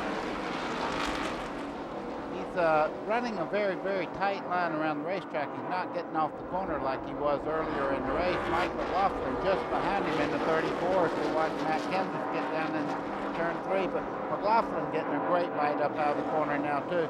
And what we're getting into is the tires are starting to get hot again, and cars are beginning to give up a little bit. And if you stay on the very bottom of the racetrack, you can't get back in the throttle and have a good run off the corner. We're about 30 laps away from there where they'll be on pit road again should they not get a caution, get that final set of tires. 17 cars remaining on the lead lap. Everybody chasing Casey Atwood as the stopwatches continue to work on the pit lane. Drivers, race teams, and race fans, the 99 Team Simpson Racing Catalog is now available. For more information, call 1-800-71-RACIN or visit the Simpson website at simpsonraceproducts.com and join Team Simpson today. Mack Trucks are furnished by Clement Chevy Mack Sales. For all your truck and tractor needs, call Clement at 1-800-369-MACK. Winnebago Industries, the official motorhome of TNN Motorsports. For information on Winnebago Industries products or the Winnebago Motorsports team, call 1-800-643-4892. Over-the-road transit for this broadcast provided by Ryder Transportation Services. That is the battle for second place here at the Milwaukee Mile. Randy LaJoie in the 1, Jeff Green in the 32. They are 3.5 seconds behind Casey Atwood, the leader. I think Jeff Green right now has the better of the 2 cars. I think Randy LaJoie really went after it a while ago, got by Jeff Green, but in the corners, Jeff Green's car is very, very good. Plus, Jeff Green said, I really want to do well. He wants to, obviously, every week. But his sponsor, the Kimberly-Clark folks, based here in Wisconsin, he'd like to do well in front of those folks. Well, he's done well the whole year. They've already won a race, and Jeff Green is a good talent, good family racing operations. I mean, he's for real. He'll be here for a long time. He's third Hey, in the LaJoie spotter up there. Busch Series standings. What? I believe what we just heard, though, we had heard Jeff Green ask LaJoie's spot, or his spotter, if LaJoie's spotter was up there. I think Jeff Green feels like if LaJoie let him go around, they may be a little quicker because they're losing ground to Casey Atwood, who's went to 3.5 seconds in front of him. That battle you're watching there, the 00 Buckshot Jones, the 17 Matt Kenseth, the 34 Mike McLaughlin, 5 Dick Trickle. They're all battling for position. That is 12th on back, 12th, 13th, 14th, and 15th. Good race back there. Dick Trickle in the 5. He's looking low, high, everywhere. Got a good car entering the corner. And you know, also the 61 Tony Roper and the 47 Andy Santerre also battling there for position. Yeah, they said the mirror fell off the 17. It just, different things are happening to this car today, but that never bothered me when I lost the mirror. When you lost the rear view mirror? I knew where I'd been. I don't want to see. I don't know about you. There's a sick man behind these eyes. What do you think? Yeah, it's all right. I think we're all half a bubble off plumb every now and then. Lap 161.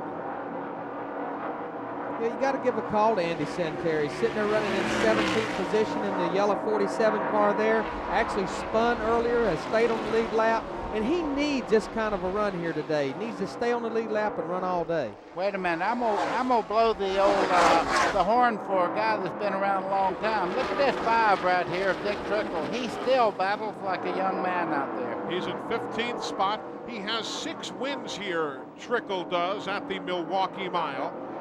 5 of them in the American Speed Association as far back as 1979.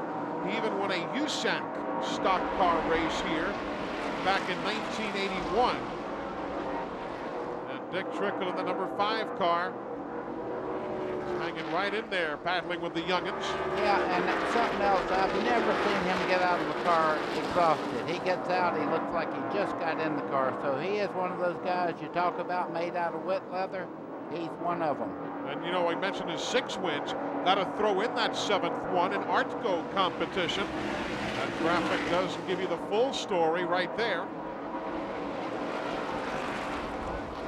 Glenn, it's something watching Dick Trickle get around here. Oh, it is, Eli, and he, as you guys were talking, he does great on this racetrack. He does great anywhere, but he loves it up here in Milwaukee, in the Wisconsin area. He's got a lot of fans here. But, buddy, you said something. You said when he gets out of the car, he looks just like he did when he got in it. Sometimes he looks kind of bad when he gets in it. Just kidding, just kidding. No, he's fun. I saw him out here when he was introduced for drive introduction, and the crowd absolutely went wild. They love Dick Trickle up here. He is their man. And he has run down Mike McLaughlin in the 34 there. He's picking them off pretty regular right now.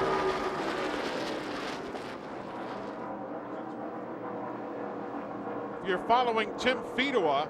There he is, the Stanley Tools machine, slowing on the racetrack. He is back in 24th spot now. And he's coming into the attention of the crew at lap number 166. So problems for Tim Fedewa, who has run well here in the past. You see the Stanley crew waiting on Fedewa. Had the pole here back in 1997. Ran here. As a matter of fact, he was telling me this was the first racetrack he had ever run on that was over a half mile in length when he came to the American Speed Association years ago. Looks like more than a routine stop. The hood is up. Same car they used at South Boston and Nazareth, Steve, with a couple of top 5 finishes. I don't think so today, though, huh? No, and Eli, you know what? They blew a motor right at the end of happy hour practice yesterday, changed motors. He is not under power right now. They're changing tires. As you said, the hood is up. I don't know if they're going to be able to get it restarted. But we do know they've lost some brake fluid, so lots of problems mounting for Tim Fedewa in the the Stanley Tools Pontiac. Meanwhile, watch this. You've got Mike Bliss in the 35, about to lose 4th place to Dale Earnhardt Jr. They both side by side heading down in turn 1. Earnhardt giving no quarters here, right on the bottom of the racetrack. And you'd have to imagine he has to be under some pain as he goes through these flat corners. He's laying against those sore ribs. So, buddy, you're the driver, but I've worked with hurt drivers, and the greatest medicine in the world is a race car that works as good as that thing's working here today. It'll make you forget about a lot of your pain. Yeah, he ran Mike Bliss down, but now he dropped back about 4 or 5 car lengths on him. Now he makes a hard run back down the front straightaway. But this is determination. If you've ever watched his father, Dale Earnhardt, drive, you know it runs in the family. He played hurt many times, Dale Earnhardt has, and the kid's out of the same mold. We've got problems up in turn number 1 as Randy LaJoie, the 3rd place runner, has gone around in the corner. You're clear Left there. rear tire, flat. Just try to take it easy. Come on around. And there's no caution at all. So he's going to have to limp around here and get in here under green flag. This is going to cost Randy probably 2, maybe 3 laps. The only thing sitting up in the corner is discarded chunks of rubber. No caution. Just try to limp in. Just try to limp in, they tell him. What a heartbreaker. Yeah, and that tire there and is they're going to coming have apart. caution. They've got caution. You make sure you help him on the left side. You're going to have to help him get the jack under it. You hear Mark Reno telling the crew they're going to have to get the jack on the left side because the car's so low to the ground. Mark Reno is actually above us on the roof here at the Milwaukee Mile today, acting as the spotter for the team. Here comes Randy down pit road now. That big carcass of the tire. 3, 2, 1. 4 tires. That big carcass of the tire, Steve, just too much for NASCAR not to throw the caution. Yeah, exactly, and his car is sitting on that left wheel rim. To just change right side tires on Randy LaJoie's car. We need to find out, you know, he was running 2nd when this happened. If it did any damage to the suspension, the sheet metal looks okay over top. So that's the situation here on Randy LaJoie. He's already lost 2 laps. He lost those 2 limping the car around to the pits. Of course, he pitted now before pit road was open, but they had no choice. You know, you heard Mark Reno tell him you got to pit. You got to go ahead and take the penalty, which is a start at the end of the longest line for pitting too soon. But they had to do it. They had to get in there and change that tire. And the reason for that is the tire itself comes apart and it'll beat the inner panels out. And you can't even drive the car once you knock the inner panels out. So now at lap 172, you've got Atwood, Jeff Green, and Mike Bliss coming in along with everybody else on the lead lap for their pit stops. And fuel-wise, we're in the window to go the distance here. You're looking at, what, 78 miles worth of racing or so. And this will be their last set of tires, so it's pretty much you hope you make those right adjustments, the final adjustments, get 4 good tires, get that thing full of gas. Need to win the off pit road. Earnhardt Jr. got a great pit stop. That's him coming out right there. And there you see the total time on pit road for the teams as they made their stops. Oh, Dick Trickle problems.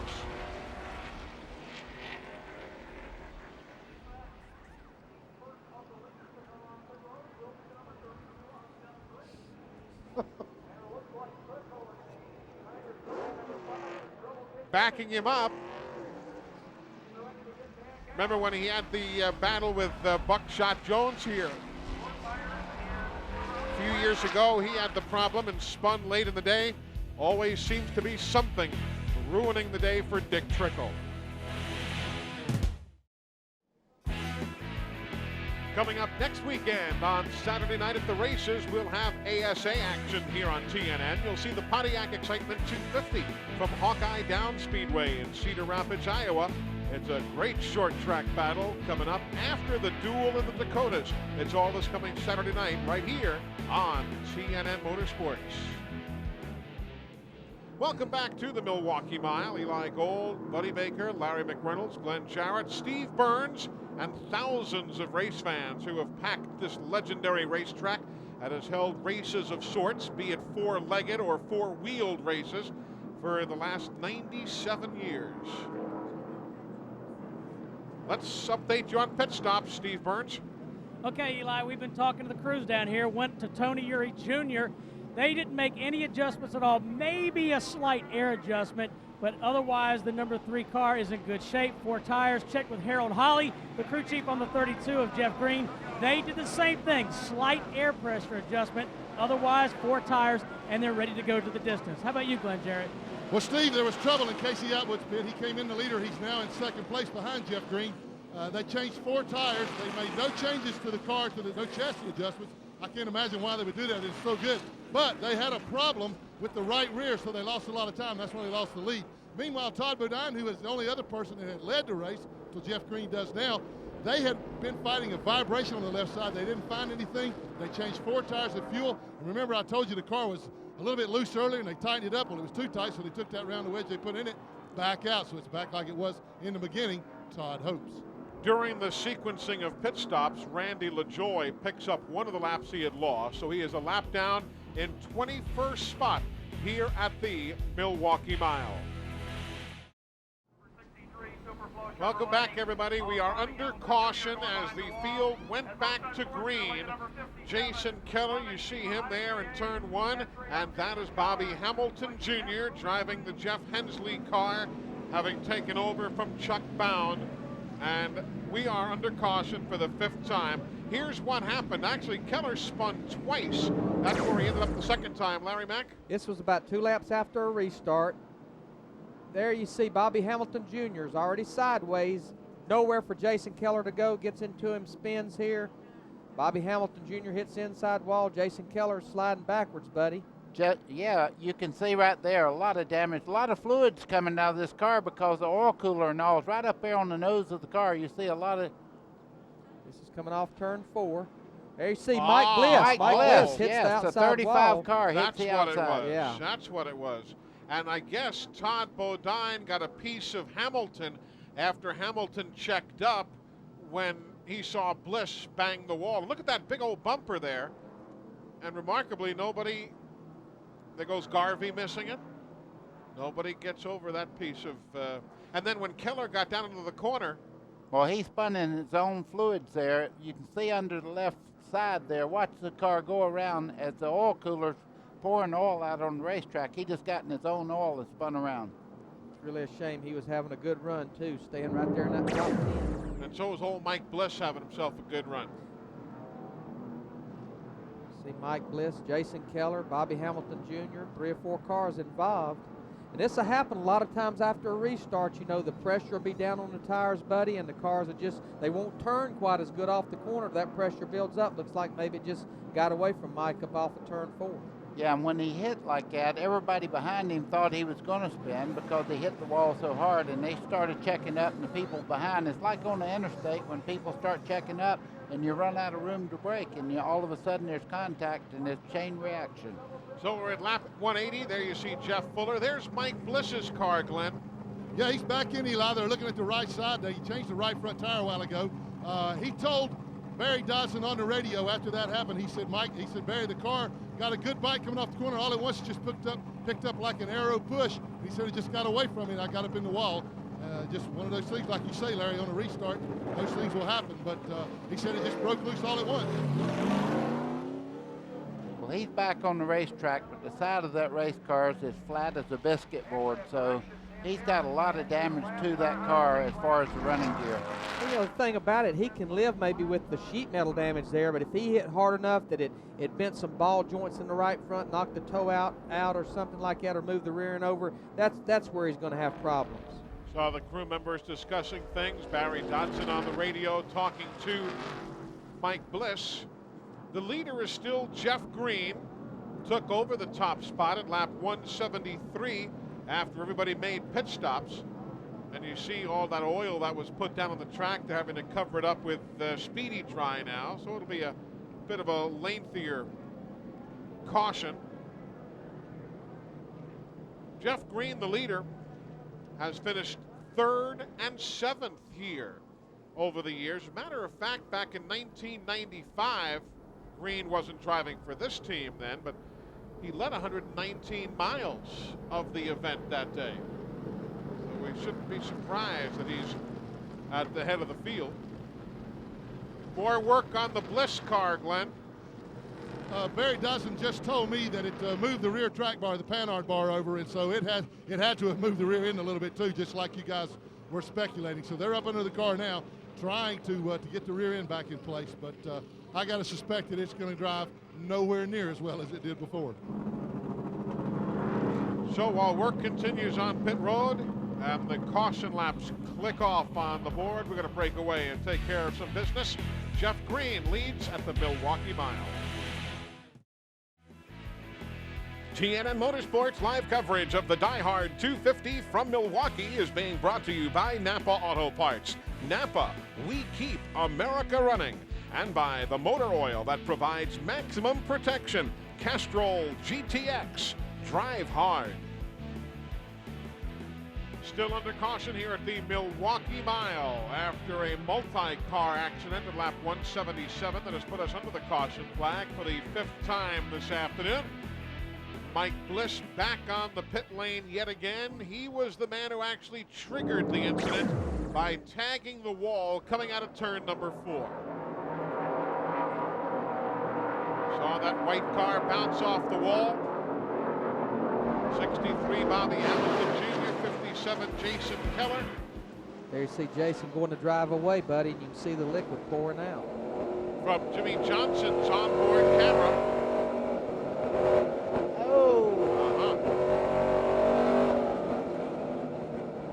Adam Petty, he goes sailing up here and the racetrack's almost blocked. He had nowhere to go. He really had to check up there.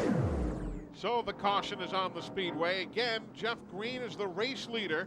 He took the lead back on lap 173 when everybody pitted after the Randy LaJoie spin of a short while ago. And that is how Green got the lead on the pit lane. Casey Atwood is second. Dale Earnhardt Jr. is third. Dave Blaney, Glenn Allen Jr., your top 5. Todd Bodine is 6th. Buckshot Jones is 7th, and Jeff Purvis. Tony Roper, a super run. The rookie is in 9th, and Mike McLaughlin now running in the 10th spot. Matt Kenseth in 11th. And Jimmy Johnson, Dick Trickle, Mike Bliss, who remains on the lead lap. Andy Santerre and Bobby Hillen as you ride along with Randy LaJoie. Randy is now being shown a lap down in 23rd position.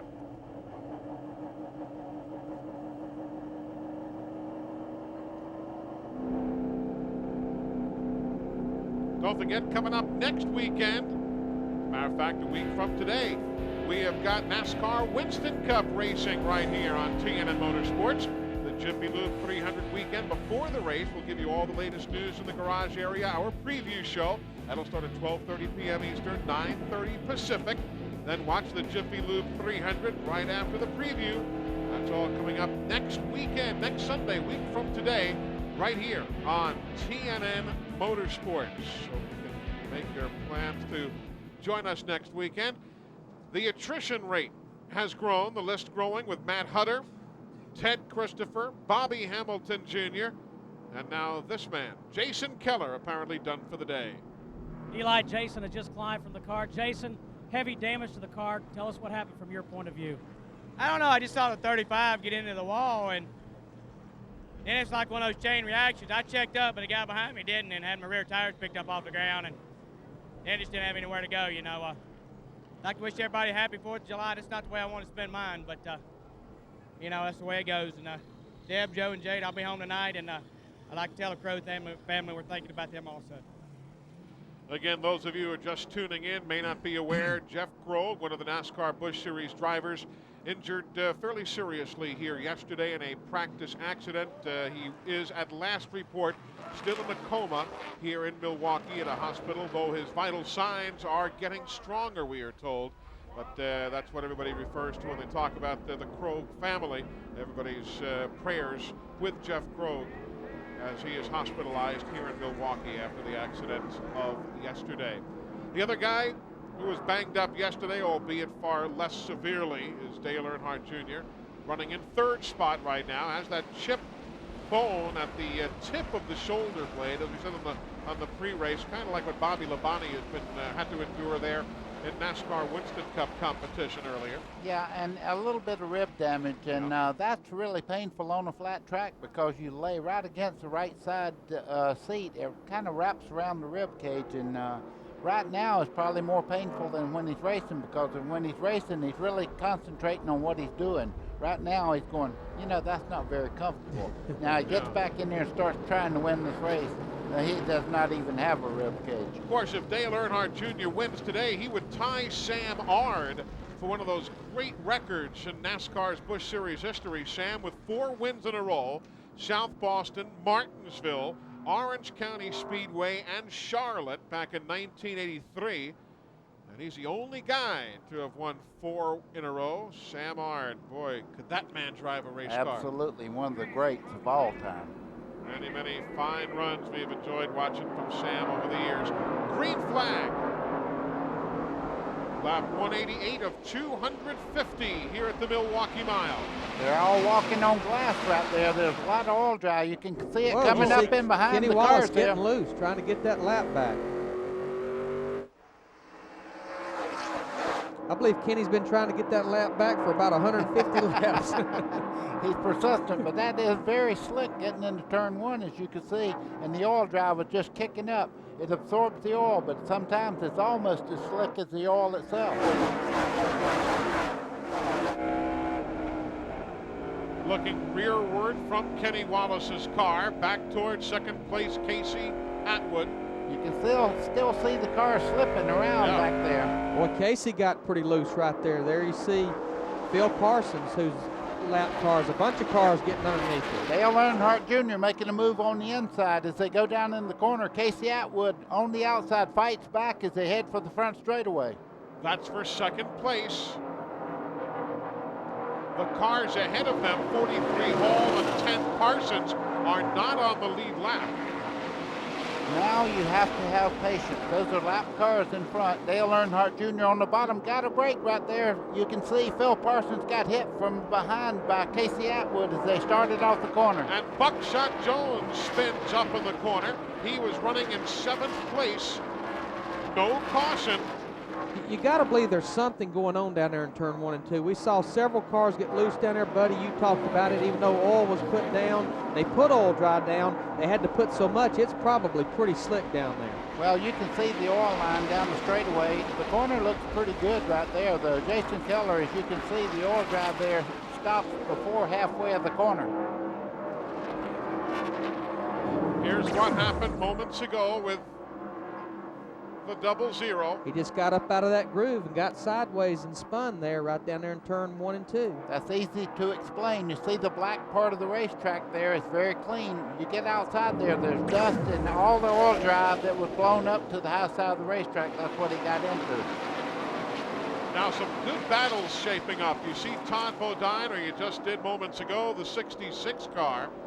He and Glenn Allen Jr. in the 38. That is for position.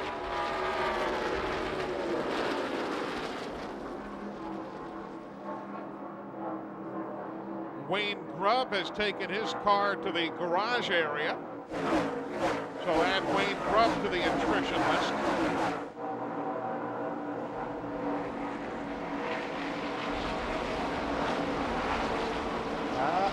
That's very close. Phil Parsons is flirting with a lot of problems by running that high in the corner. His car won't turn. He almost got in the loose stuff just then.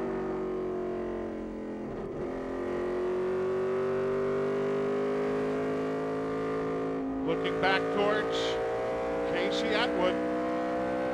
Eli, you could hear him check up as they started off the corner there. You could hear the car get that aero push that we talk about, and you can see Casey Atwood moving on the inside there, getting ready to go down the back straightaway in the 27 car. So he pulls around Shane Hall, who was not on the lead lap, but was race traffic that had to be dealt with.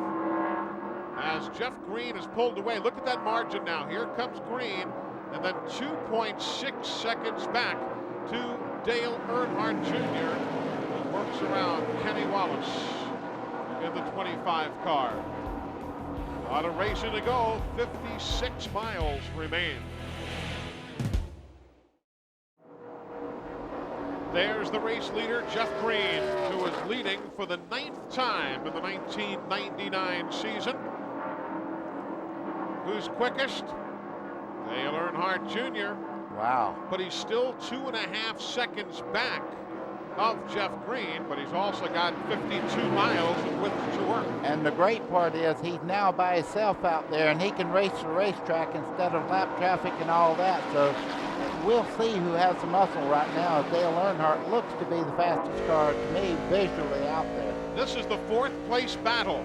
Dave Blaney is the fellow we're riding with, and the 38, Glenn Allen Jr., who, by the way, does have radio communications back with his crew now. He wants that spot. That's 4th and 5th. Then the 1 car behind them, Randy LaJoie, he is still a lap down at 18th. We're riding with Randy now. Randy had a left rear go flat if you're just joining us, and the car has been up front most of the day, so he has a great race car, but he had to limp around the racetrack with the left rear flat and lost the lap. Look at that. Glenn Allen Jr. has the spot ahead of Dave Blaney. And if Glenn Allen can stay there, he hasn't been a top 5 since November of '97. Not last year, but a year further back. At Homestead, he ran 4th. That was Glenn Allen's last top 5 in the Busch Series. So certainly he's due, and then some.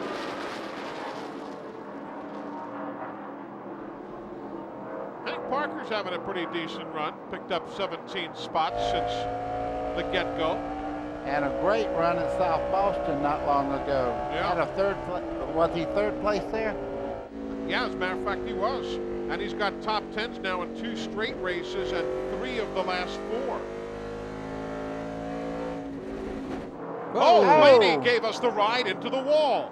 Wow. You were with Dave Blaney as he went wide off turn 2 and all slapped the wall. It was almost the same thing that happened to Mike Bliss, just at the opposite end of the racetrack. Up off the corner, you think you're good, you're straight, and all of a sudden the car just pushes right into the wall. Let's take a look at that again. We'll slow it down for you. The 93 right there. Watch him get up into the out. Ah, man, hard lick there. Not sure if it hit one of the wheels. For sure it caught that right rear. We'll just have to see how this thing goes and if it affects his speeds and handling. Well, it certainly affect my brain if I was in that car, because I know when you hit like that, you move the fenders in on the tires 9 out of 10 times. This is for 2nd place now, folks. Let's see here. A couple of the young guns. Dale Earnhardt Jr. in the 3. Casey Atwood in the 27-hour pole sitter. No contest. No contest. There you go. Still there. Still there. It's one thing to pass them on the inside here, but when you drive by them on the outside, that's pretty strong. Yep. They're now 2 8/10 seconds behind Jeff Green.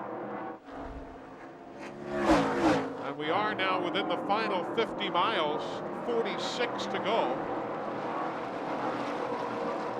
You know, we talked earlier, I was talking about if I was Casey Atwood's crew chief, and this was early in the race, seemed like he had one of the best race cars. Just be patient with lap traffic.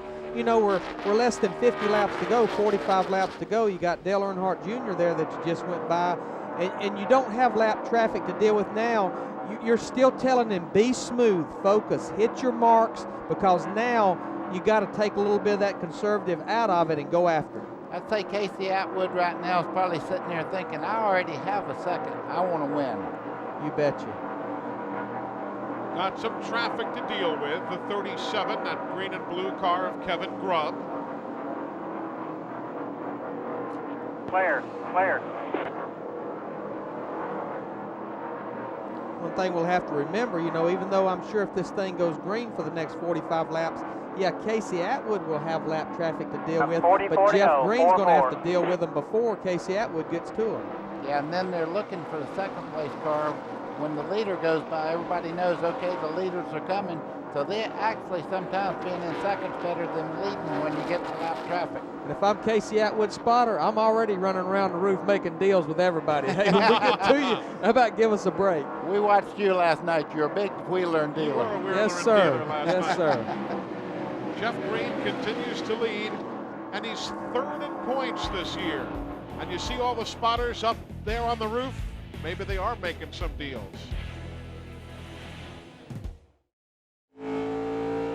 Hey folks, for all the latest NASCAR news and all the in-depth features you want, check out Ned Jarrett on Inside NASCAR, Saturdays at 4 p.m. Eastern, again Sunday mornings at 10 a.m. Eastern Time. It's all right here on TNN Motorsports. And by the way, if you're looking for a great gift idea, you might want to check out those official stores of NASCAR. NASCAR Thunder, now open in cities all across the country. Want a location of one near you or how you can contact them to ship you a special gift? Just call that number you see on the screen, 615-883-7000. Call them Monday through Friday. Jeff Green continues as the race leader. Who's running where? Well, why don't we take you all the way back so you'll know what's cooking on the racetrack right now. Jeff Green is the race leader. That's Casey Atwood, 2 1/10 seconds behind. So he is closing in on the race leader now with 213 of 250 miles complete. That is Dale Earnhardt Jr. He's 4.3 seconds behind Jeff Green, running in third. Then you've got Justin Labonte. He has made some unscheduled pit stops. He is 8 laps down, running in 33rd position, Justin Labonte. Behind him on the racetrack, you'll find Jeff Fuller. And now Randy LaJoie actually beforehand gets around. Oh, and there's Adam Petty with a problem. Right front's flat on that car. I can see from here that the right front's down on it. He is in 27th spot, 4 laps down. Can he get to the pit lane? Well, he's on the outside of the racetrack, and you can't turn across. Now, that car is really getting a whipping now. That tire is probably coming apart. It'll probably start throwing rubber down on the racetrack. And he'll have a mile to go. You can see the tire right there is starting to unravel, but he's running slow enough that it's not coming apart yet. This is going to hurt. Adam was already 4 laps down. He will continue to drop many more laps now. He's still 3/4 of a mile from making it back to the pits. And you saw shards of rubber just coming off. Now the tire's starting to come apart. That's what I was talking about. But he's out of the racing groove as it's flopping along there. But it's really wearing that inside of the fender and the inner panels out in that car there. NASCAR looking at it close, making sure no big pieces of rubber come off in that racing groove as he goes through turn 3 and 4, about another 1/4 mile to go to get in. And as he goes past every NASCAR observer, the NASCAR tower is saying clear still, and they're saying yes, clear back here, clear back here. But Adam is now losing more and more laps. He lost a piece there, but I think that's out of the racing groove enough there off the exit of turn 4 that it shouldn't be a problem here with about 33 laps to go. Pit stop lap 217. Eli, you heard me talking about how much that tire does. Look at the front of this car right here. It's actually knocked pieces of the fender off of the car.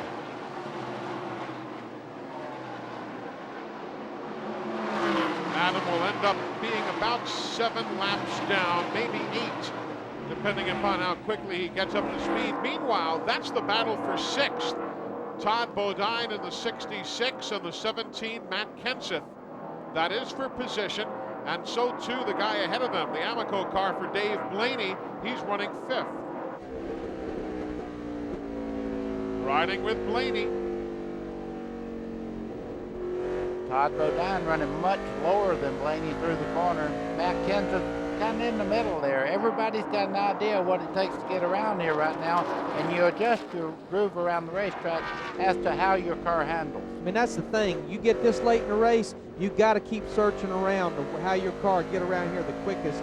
You're no longer trying to conserve tire. You're trying to find the quickest way around this racetrack with about 30 laps to go.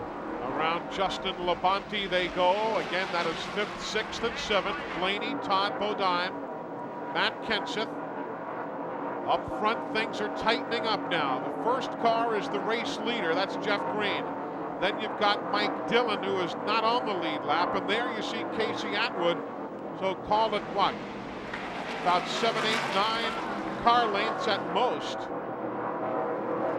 Yeah, he's closed way down. Green had almost a 3/4 of a turn lead on him there. when we started looking at them and comparing the distance between them, it's down to car lengths now as Casey Atwood able to keep that car anywhere he wants it, and he's very, very smooth. Now they're coming up on some lap traffic. He's running almost a lane lower through the corner than Jeff Green is. I definitely believe lap traffic could play a role in what happens to him. Jason Keller back on the track. He is 44 laps down. Jason back out there, getting whatever points he can as we listen in to Casey Atwood's radio. You know, it's just like watching Jeff Gordon when he first started winning in Winston Cup. You wonder how good Casey Atwood is actually going to be because he is so young, and right now he's on racetracks he's never been to before, and he's just doing things that you're not supposed to be able to do unless you're just a gifted athlete. Steve, I don't know if Jeff Green's going to be able to hold him off. This is somewhat reminiscent, Eli. 1995, Jeff Green led 119 laps on this racetrack, driving the number 3 car. You know what impressed me Friday? Jeff Green came to the racetrack. The Busch cars didn't even have practice, yet he stood and watched the NASCAR Craftsman Truck Series. He watched the entire field qualify to see what sort of line they were running. So he's a real student of this game. And look, it's getting even closer now. Casey Atwood, who finished 24th here a year ago around Buckshot Jones. Buckshot had some problems earlier in the race. He just moved over and said, "You guys are racing for the lead, go on." He's getting even closer, Glenn. Yeah, he is, Eli. I came down into their pit, was going to ask Kip McCord if he thought he had enough. I didn't get the question out of my mouth. He just gave me a big grin. They've been talking to him, like Larry said, to keep him patient, and he has done that. He is running his own line, his own race, and they don't have any doubt that Casey's going to be able to overtake Jeff. And personally, I don't either. That race car has pretty much been flawless since they made that very minor adjustment on it back on the very first pit stop around lap 85 or so. They haven't touched it since then, chassis-wise. It has been perfect. 25 to go. There you go. Working hard. This is for the lead. Atwood has led 142 still there, still outside, laps. Still outside, still there. Already today. Now what he has to do, he's caught him, he's underneath him, but you could see he got in the throttle and got a little bit loose, had to back out. He's following Jeff Green. The car is much quicker getting into the corner than Green, but Green knows how to race. He knows how to protect the line. So Casey's going to get a lesson right now, one way or the other. And a lot of lap traffic right now. There you see they go by Mike Bliss, who had the problem earlier. They've got Tony Raines in that black car just ahead of them. I'll tell you something, that Jimmy Johnson, he's running 8th. Tony Roper is running 10th, highest running rookie right now. Super effort for him. A lot of guys making their names today. Inside of Raines they go. Yow. I was worried about Elton Sawyer there on the inside. I was hoping he would give them racing room, which he did. Now Casey's really starting to try a little too hard. Right. You can see him washing out in the corner. He ran him down when he was running the racetrack, and now he started trying to make too much advance on him. He'll have to just mentally set himself, okay, I have a great car, just start working, getting in the corner smoother and picking that throttle up nice and smooth. You know what also I believe I watched him do right there in turn 4, buddy? It's like he'd been watching Jeff Green get to the high groove there on the exit of the corner, and it's like Casey couldn't get the momentum down the straightaway. There you see him washing up in the outer groove there coming off too. He may be trying this line just a little bit. Well, and the other thing we have talked about, a little arrow push. If you catch a car that's pretty equal to you getting in the corner.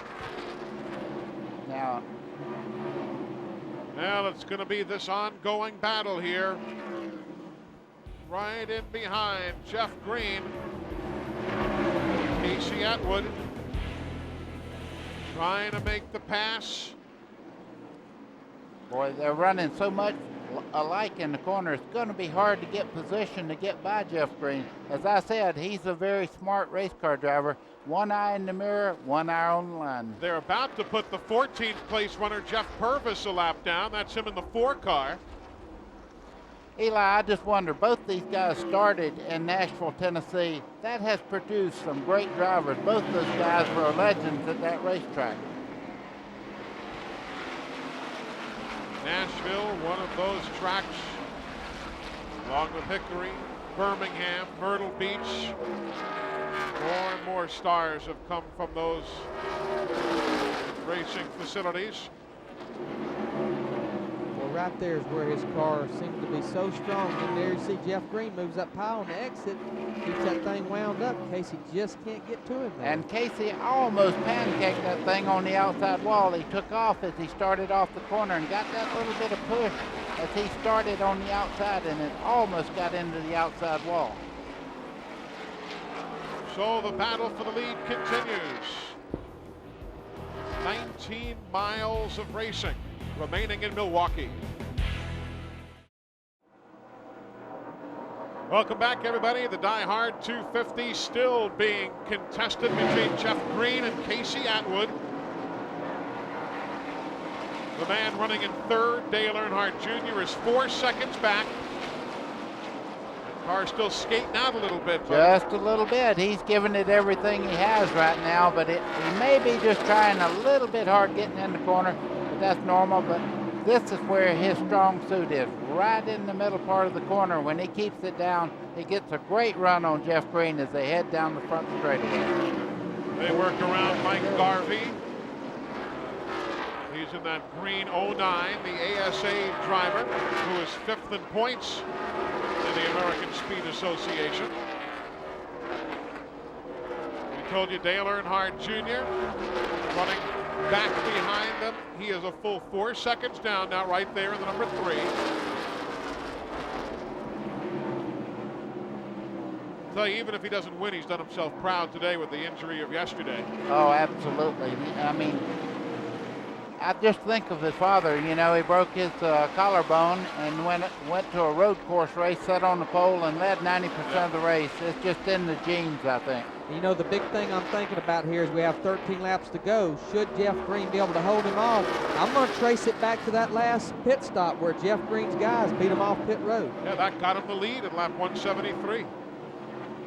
And boy, Jeff Green, you know, remember last week, they had transmission failure and finished 40th at Watkins Glen, but he had 6 straight top 10s before that. So this has been one of those special years. Casey Atwood trying to power him on the outside. If Casey Atwood ever draws side by side with Jeff Green, it's all over because he has a quicker car. But right now he's trying to make a move on a car that's running almost a perfect line around the racetrack. As I say that, he washes out a little bit. Casey Atwood takes a look on the inside, but you see Andy Santerre. Santerre could be the factor here. Green, his family looking on. Oh, we see some floor traffic just in front of him. Casey Atwood has a position. Jeff Fuller's there, though he had to back out. So Atwood was able to use Santerre, but Green came back and used Jeff Fuller as the block. And you know, folks, this is what we always talk about. Sometimes they say it's an overused statement, how it's easier to catch a guy, but passing him is something else. Classic example here today. Eli, just a great race car running a perfect line around the racetrack. To get by him, you have to take an imperfect line to get by him, and sometimes you just can't do it. Well said, well said.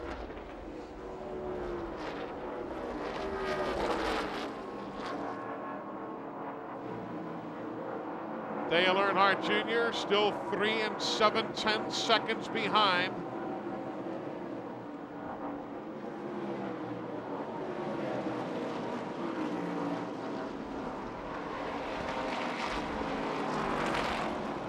They'll close in on Kevin Grubb. There go the leaders. Here comes Dale Earnhardt Jr., 4 seconds back. Glenn Allen Jr. is 4th, Matt Kenseth 5th.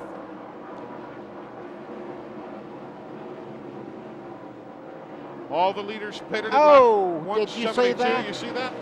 Casey Atwood almost got into the outside wall there. He had a wiggle coming off that corner. He just about got into the outside wall. Didn't mean to scare people at home, but if you get into the outside wall, you're going to damage the car enough that it will not handle well from then on. And he knows there's 7 laps to go next time by, and he's pulling out all the stops. He's tried high, he's tried low, and now he's doing all he can to try to get by that Jeff Green. And the graphic we put up seconds ago showing no wins from the pole, that's because Atwood started on the pole. Here he goes. Casey Atwood trying for the lead in turn 1. Oh, and Jeff Green give him room on the bottom. They going almost side by side, but look at Green on the outside, getting that grip off the corner. Jeff Green had that high line, was able to keep that engine wound up and beat him off the corner on the backstretch. Two of the NASCAR young guns putting on a show here in front of a full house at the Milwaukee Mile.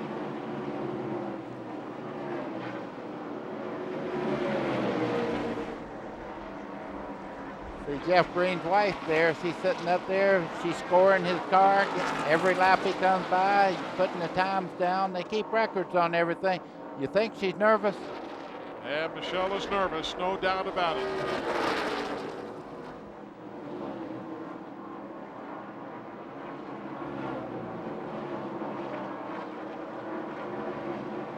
Jeff Green, he is in 3rd place in points, even though he missed a race this year. Remember when we were at Rockingham? He wasn't in the field, but he's still 3rd in points. Got about 4.5 miles to go. Quite a string of lap traffic, just about a second half out in front of them. Maybe 7 or 8 cars not running side by side, so be interesting to see what happens. Casey's still looking on the inside, trying to get that grip on just on the bottom side, but Jeff Green is doing everything you're supposed to do, but one slip, and we have a new winner in the Grand National Series. Jeff Green, he won in Nashville earlier this year.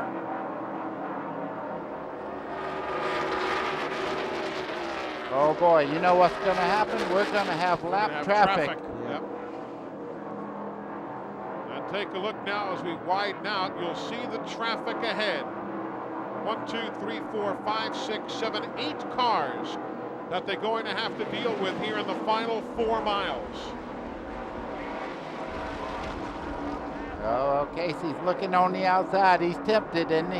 He's wanting to go up there, but he knows that hadn't been successful early for him. Except for one time when he passed Dale Earnhardt Jr. not long ago. I'm sure he put that in the category. You know, he thought about it and said, okay, I can do it if I have to, maybe.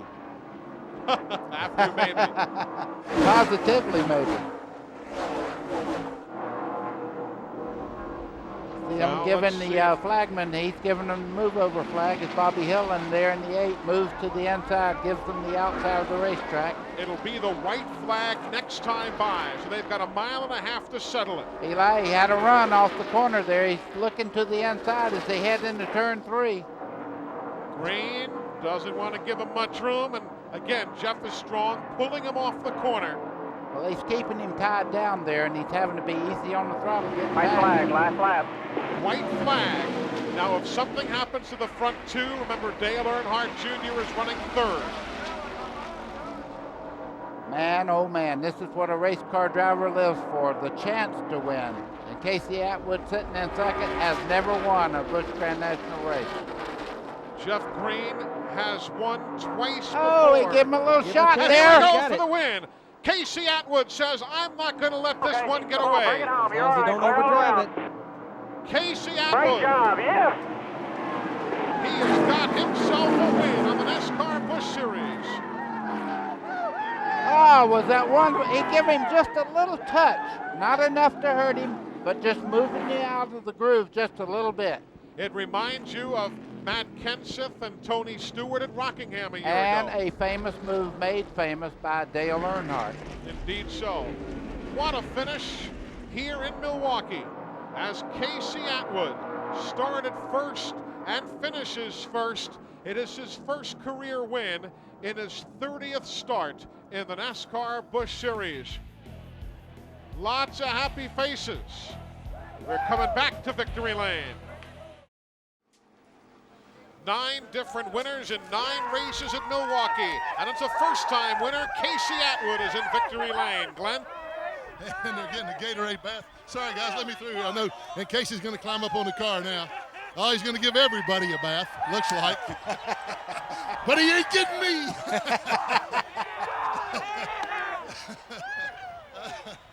Okay, here we go. Casey Atwood, what a great race you ran. That last lap had to be so exciting for you as it was for us. Yeah, I tell you what, we had a great car all day long. When we unloaded the truck, it was the fastest car off in practice. And, man, I'm just so happy for all these guys. They worked so hard. And we got behind in the middle of the season trying to fix cars. And I feel like right now we're just getting our cars back together and everything back together. So hopefully we'll get a few more of these during the year. Well, Casey, I got to ask you about that last lap down to turn 3 and 4. Looks like there was a little contact between you and Jeff. Yeah, you know, I wanted that first win bad. You know how it is. But I need to thank Castro GTX, Ron Hutter, had a great engine in here all day, Mountain Dew, and just thanks for this whole team working real hard. Congratulations on a great job. What a way to finish this 4th of July weekend. Casey Atwood picking up his first win, but Steve Burns is with a disappointed Jeff Green. Thank you, Glenn. Jeff, that was a great race. I know you're disappointed, but tell us about the end. Well, Casey he deserved to win the race. My hat's off to those guys, but turning somebody sideways to do it, you know, I could have done it a couple weeks ago, and I don't drive that way, so evidently he does.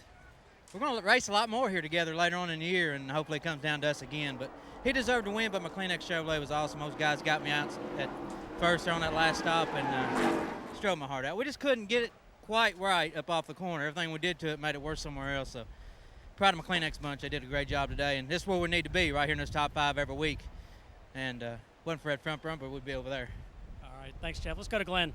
And I'm standing by with a guy who I think put in the most courageous performance I've ever seen. What a great job, man. To come home third, starting in the rear with the pain you were in, that was a great effort. Well, I got to hand it to Tony and Tony Jr. for putting a good, comfortable car under me. Allowed me to relax a lot more than normal, not have to drive over my head a lot, and still be able to keep the car up in the top 3, top 5, or whatever. And I might have, you know, if Ron was in the car, he might have been able to race it harder and maybe race for the win or for second or whatever, but I had a hard time giving the car up. I saw we was gaining some spots and didn't know exactly how hard I could run, and then it came time to go to run hard, and I just couldn't really lean over in the seat like I wanted to and feel the car slide around and see how much I had underneath me. So I just kind of had to give up a lot, but it's a shame. I mean, these guys deserve a whole lot more than this. I mean, we was going for 4 in a row, and we would have had it with that other car. I feel we'd have had a better chance anyways. I don't think they feel too bad about you. Did you have much pain while you were in the car? Did you put that out of your mind? How do you feel now, Dale? Most of the time I could get it out of my mind, but near the end, when I needed to drive hard, I couldn't lean in the seat and stuff, lean on the shoulder much. But most of the day I could hold myself up in the seat with my left hand, and that got hard to do after a while. It was just wearing me out. Maybe I need to work out some more. I don't know. Well, I don't think he needs to apologize to anybody. What a great effort. You can tell he's absolutely worn out, but, man, he deserves to be. What a great effort by Dale Earnhardt Jr. to come home third today. I think he's a little too hard on himself right there. He did Boy, himself oh boy, a day's you're work exactly and then some. right. Yeah. There you see the unofficial finishing order. Jimmy Johnson coming home in 7th today. Dick Trickle, Tony Roper, great runs for all of those drivers. Andy Santerre did himself proud, just third race back after the injuries. Butch Miller in 18th. Oh, Mike Bliss had to settle for 24th. He was in the top 5 all day till he hit the wall. Yeah, great run. Just got a little bit high coming out of turn 4 and got into the outside wall and wiped his chances to win out. I think he had a great car. And there you see those who finished down the line with a myriad of problems over the course of the 250 miles here in the state of Wisconsin today. Casey Atwood, the winner. He turns 19 on the 25th of August. An early birthday present for Casey. Well, the fans filing out of the Milwaukee Mile here on the Wisconsin State Fair Park Complex. It was a beautiful day, and what a special day for Casey Atwood. Picked up his first win. What does it mean as far as points are concerned? That's how they will stack up at this stage of the season. 18 of 32 races are complete. Again, the finish was spectacular. Casey Atwood said, I was not going to let this chance for a victory, my first, get away. Just roots Jeff Green out of the way and picks up the win here at the Milwaukee Mile. Casey Atwood visiting with Al Robinson, the public address announcer here at the Milwaukee Mile. A big thank you to Buddy Baker and Larry McReynolds, who spend the day with us today after last night's time in Daytona Beach. Down on the pit lane, Glenn Jarrett and Steve Burns. I'm Eli Gold. Hope you can join us next weekend as TNN goes to New Hampshire International Speedway for NASCAR Winston Cup competition. But for now, we bid you a good afternoon from Milwaukee.